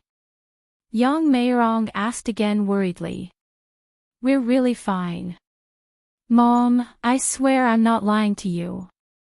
Huamin raised her hand and swore. However, her mother immediately slapped it away. Don't swear, it's bad luck. Okay, since you're fine, I'm not worried anymore. Are you hungry? I'm going to cook.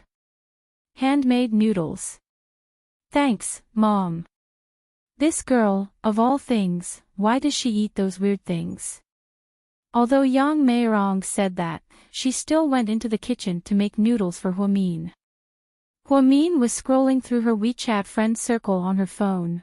A lot of people asked her about this, but she didn't reply because she didn't know them well. Huamin, come out.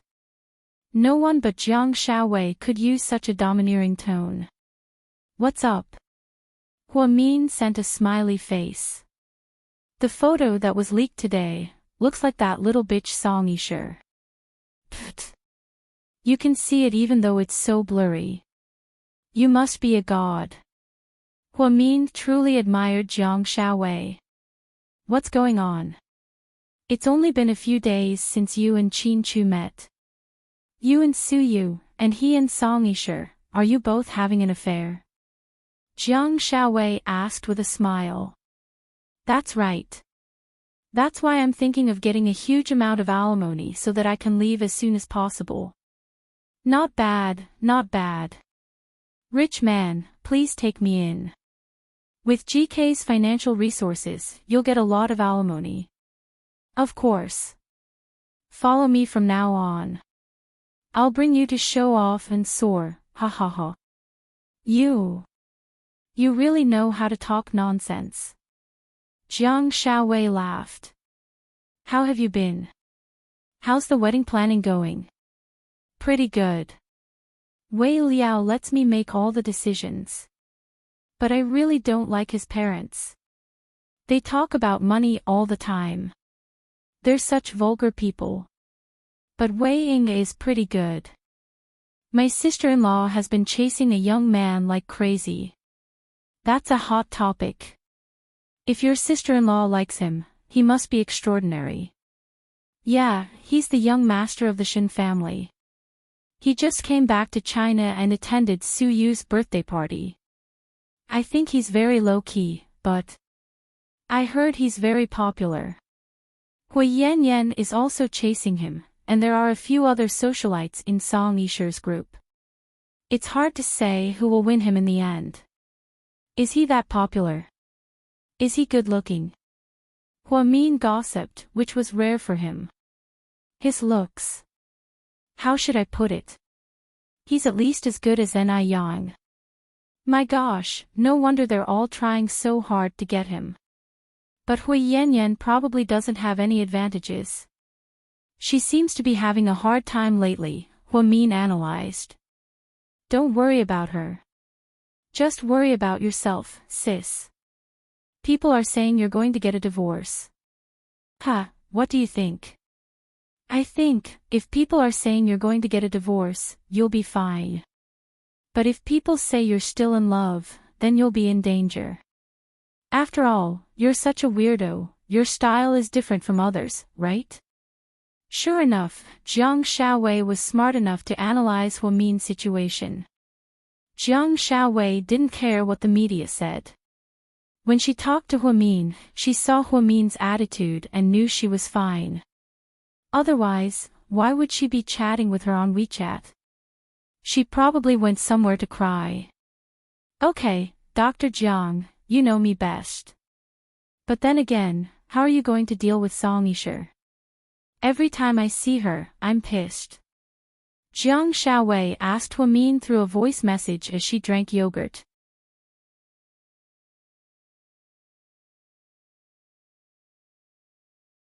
Chapter 936. Teach her a lesson. Why would I teach her a lesson? Hua Min was speechless. Isn't she preoccupied with Qin Chu? Even a blind person can tell, how could a smart person like you not know? Ever since I got together with Qin Chu, I've gotten used to all kinds of people.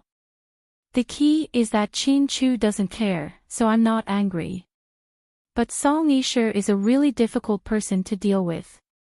She's a bit contradictory, sometimes good and sometimes bad.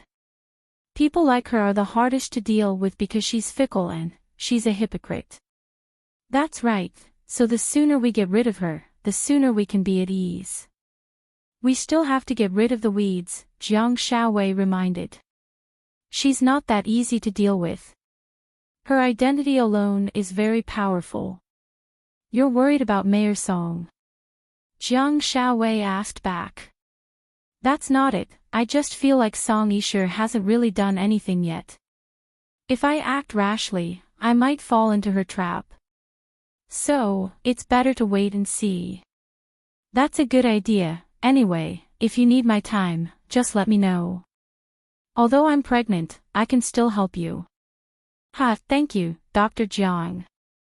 Go away, don't talk to me, okay, I'm going to sleep. I've been sleeping a lot lately. Okay. After chatting with Jiang Xiaowei, her mother made a bowl of handmade noodles. It was very simple, she only put some vegetables in it. It was fragrant and tasted just right. It was oily but not greasy. Mom, it's delicious. Teach me how to make noodles. When I'm old, I'll find a nameless town and open a noodle shop. I'll live until I die. Huamin praised her mother's cooking as she ate. You're so useless. You're a doctor, but you're going to sell noodles in the future. Yang Meirong looked at her daughter. She was both angry and amused. After dinner, the mother asked them to leave. Since the two of you are fine, you should go home early. Now that you don't have a child, it's inevitable that outsiders will gossip about you. Hurry up and have a baby. Huamin didn't know whether to laugh or cry. Mom. I can't have the baby just because I want it. It's not that easy to get pregnant. Do you know how complicated it is? The probability is very low. Moreover, only one sperm can survive, and it has to run as fast as possible because each egg only has to wait for 48 hours before it closes. What nonsense is this? I don't understand. Anyway, hold on tight to the baby. Yang Meirong had issued a death order. All right. I'll try my best. Because he was afraid that his mother would be worried, Huamin couldn't stay in Sky Blessing Court any longer. However, for the sake of her plan, she could not return to Imperial Park, so she returned to South Hill Manor. A young lady. Uncle Li and the maids bowed respectfully when they saw Huamin. Thank you all for your hard work. A young lady, do you need me to prepare dinner? Uncle Li asked politely. No, it's okay. I already ate. Then, will Mr. Hu be back later? Uncle Li and the others seemed to have read the news and understood the conflict between a young lady and their master. He won't be back. You don't have to prepare dinner for him. Okay. Huamin walked upstairs to her bedroom, put down her bag and phone, and took a shower. When she came out, she heard her phone ringing. She looked at the caller ID and saw that it was an unfamiliar number. After a moment of hesitation, she picked it up. Huamin. Yes. I'm Song Yisher. I recognize you, Huamin replied calmly. I'm sorry to bother you so late at night. It's okay. What is it? Can I have a cup of coffee with you? I'm in your coffee shop. It's late, isn't it inconvenient? Huamin seemed like she wanted to refuse. I have something to talk to you about. I hope you can come. What is it that's inconvenient to talk about over the phone? Huamin asked with a smile. It's about Qin Chu. I want to talk to you in person, Song Yisher replied. Okay, wait for me. Upon hearing that it was about Qin Chu, Huamin decided to go without hesitation. Even if Song Yisher was a ferocious beast, she would still go. She wanted to see what other tricks this woman had up her sleeves.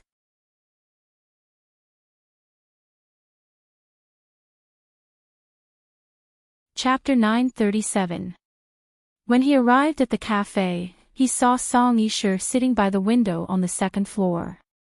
It was winter, so she only wore a black woolen jacket, a pair of simple pencil pants, and a pair of heels.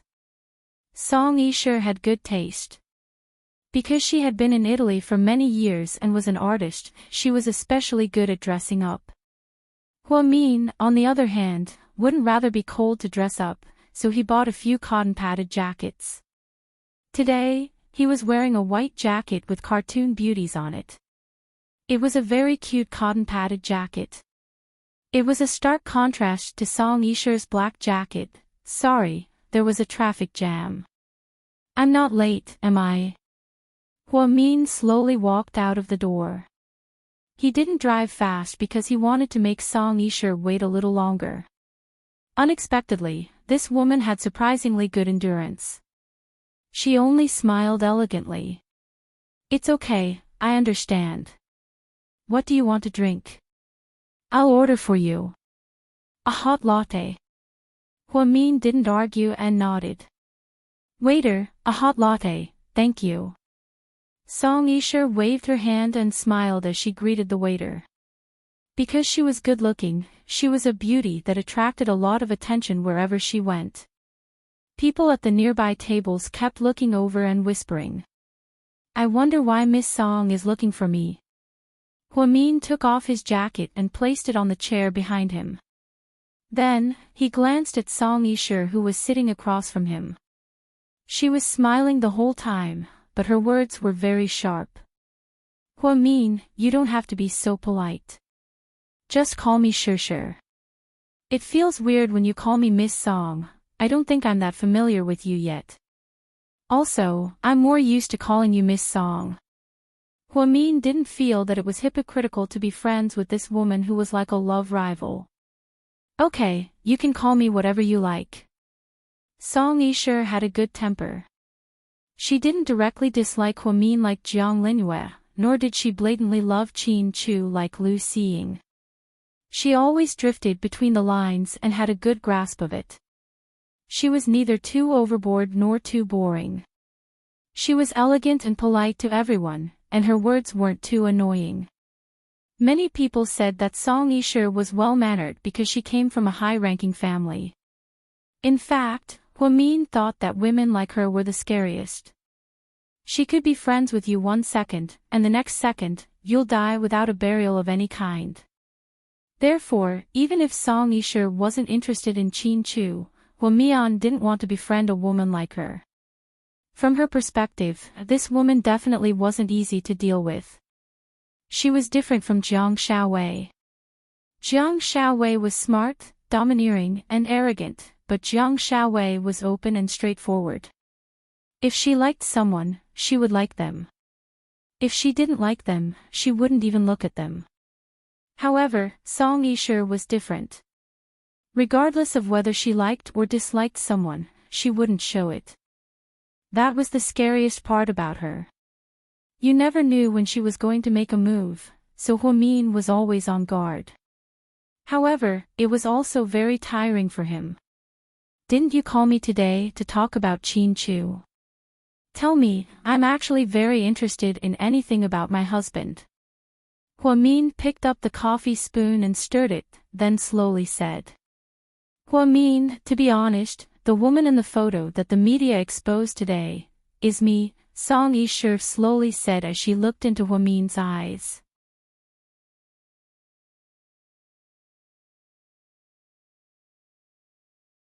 Chapter 938. Yeah. Min nodded. He didn't know what she was trying to say. But we didn't do what the media said. You know, I live at Imperial Park as well.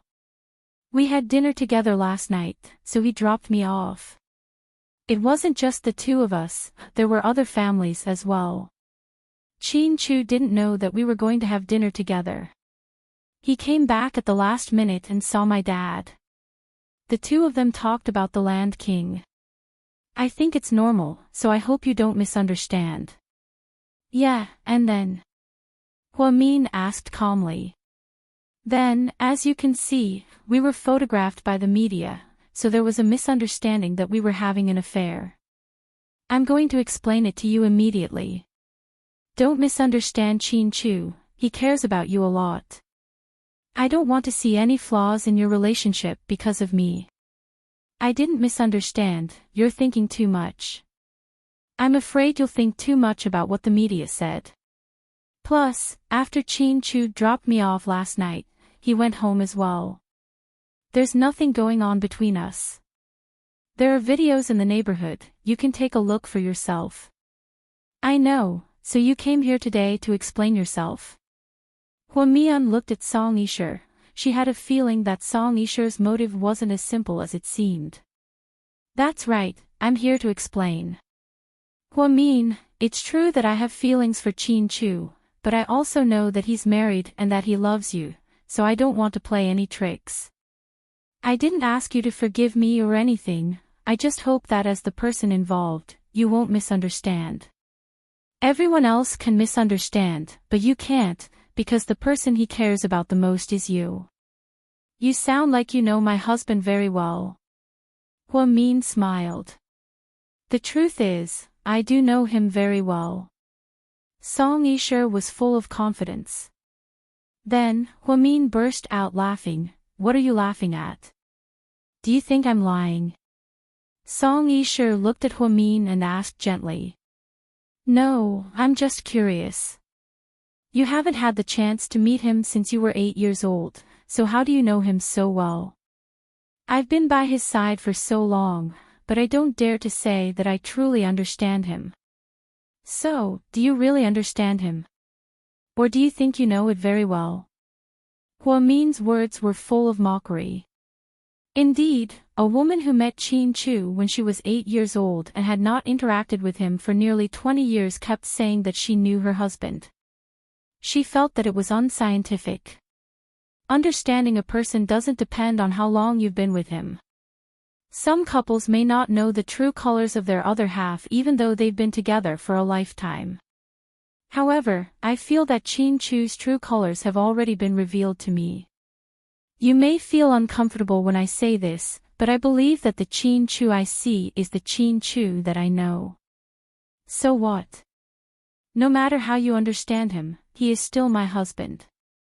Huamin was still smiling when he said this. She knew how to do what Song Yisha did. She was going to give her a taste of her own medicine. She was going to use what she learned on the spot and say things that hurt.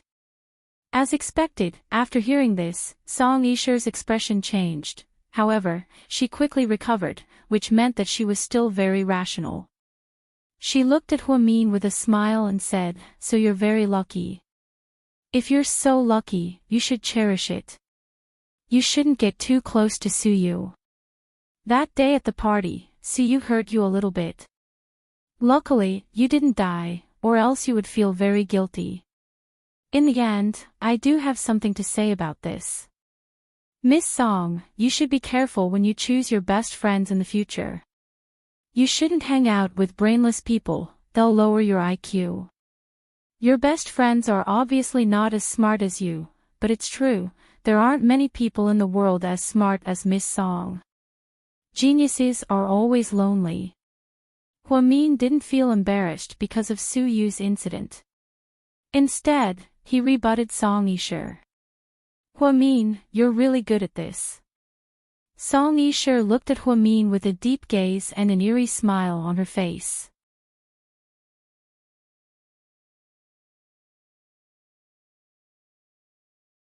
Chapter 939. Miss Song, why would you say that? Huamin pretended to be dumb. Nothing. I used to think that since Qin Chu is such an outstanding man, there must be a lot of women trying their best to be by his side. However, in the end, he only chose you and got married so quickly. I used to think that it was because he couldn't let go of his many years of high school romance that he was so stubborn about you. Now, it seems like you're amazing. If I were a man, I'd like you too, right? Thank you, Miss Song, for your high praise. I'm not that special. I, Huamin, am just an ordinary person. I can cry, I can laugh, I can cry, and I can protect the people I love. If someone wants to ruin our relationship, then I'll definitely face them head on. I'm not the kind of person who'll stand by and do nothing while those pretentious bitches try to ruin our relationship. Ah, you're right, we should take good care of him. Song Yisha didn't want to continue arguing with Huamian. She smiled faintly and picked up her coffee. Miss Song, is there anything else? If not, then I'm leaving. I'm a little tired from working the night shift recently. No, I just wanted to explain to you about the photo. Okay then, I'll be leaving first. Waiter, the bill please. Song Yisha waved her hand elegantly. It's okay, it's my treat. Huamin smiled generously, picked up his bag, and left. When he first bought this street, it was half dead. Now, the 13 shops had been refurbished and had become one of the most popular pedestrian streets in the city. There wasn't a single waiter in the cafe who didn't know their boss. Therefore, Song Yisher's table was free of charge, but Song Yisher still wanted to pay the bill. What kind of joke was this? This was her territory. On the way back, Chin Chu sent her a video call. She fixed her phone on a small stand in front of the steering wheel. Hello, Mr. Chin. Pretty good mood, where did you go? I went to meet Suyu. Hua Min laughed maniacally. If you come over now, I promise I won't strangle you to death, Chin Chu said seriously. Ha ha ha. I love it when my husband gets jealous. He's so cute, what kind of hobby is this? Chin Chu was speechless. Was his wife's goal to torture him? Build her happiness on top of his pain? Where did you drive to? Back to South Hill Manor. Didn't you go back? Uncle Lee had already informed him earlier, and he could see the situation at South Hill Manor through the surveillance camera on his phone. Before he got off work, he saw Hua Min's car go back. Yes, she went back, but she came out again, had a cup of coffee, and then came back. Coffee? With whom? Chin Chu was a little surprised. Take a guess, what do I get if I get it right? Chin Chu asked. 100 yuan. Hua Min raised one finger. Chin Chu shook his head, 500 yuan. Chin Chu still shook his head, 1,000 yuan, that's all I can give you. Hua Min gritted her teeth and raised the bonus to the maximum. I don't want money. If I get it right, you have to kiss me. How can I kiss you? You're not with me. Through the screen, Chin. That's awkward, okay. Hua Min had never done something so low. Just tell me if you can or can't. Chin Chu teased her on purpose. Sure, but you only have one chance. If you get it wrong, you have to kiss me through the screen. Hua Min began to show off. She didn't think Chin Chu would get it right, because Chin Chu would probably guess that it was Jiang Xiaowei and Zhu Lingling. After all, Hua Min drinking coffee with Song Yisher was something no one expected. Sure, Mr. Chin said confidently. Okay, take a guess. Hua Min was proud of herself as she hummed the song, Back to 17, which was sung by a popular reality show contestant. The lyrics were also very high-key. The sun shines in the sky, the flowers smile at me. The bird says good morning, why are you carrying? Before she could finish singing, Chin Chu sat in his office chair and said to Hua Min, Song Yisher. You're tuning into the LoveLore Library YouTube channel. We're so grateful for your support and don't forget to subscribe to join us on this incredible journey through captivating stories. Your generosity through donations truly makes a world of difference, as it's the primary source of revenue that allows me to expand and enhance this channel for you. Thank you from the bottom of my heart for being a part of this adventure.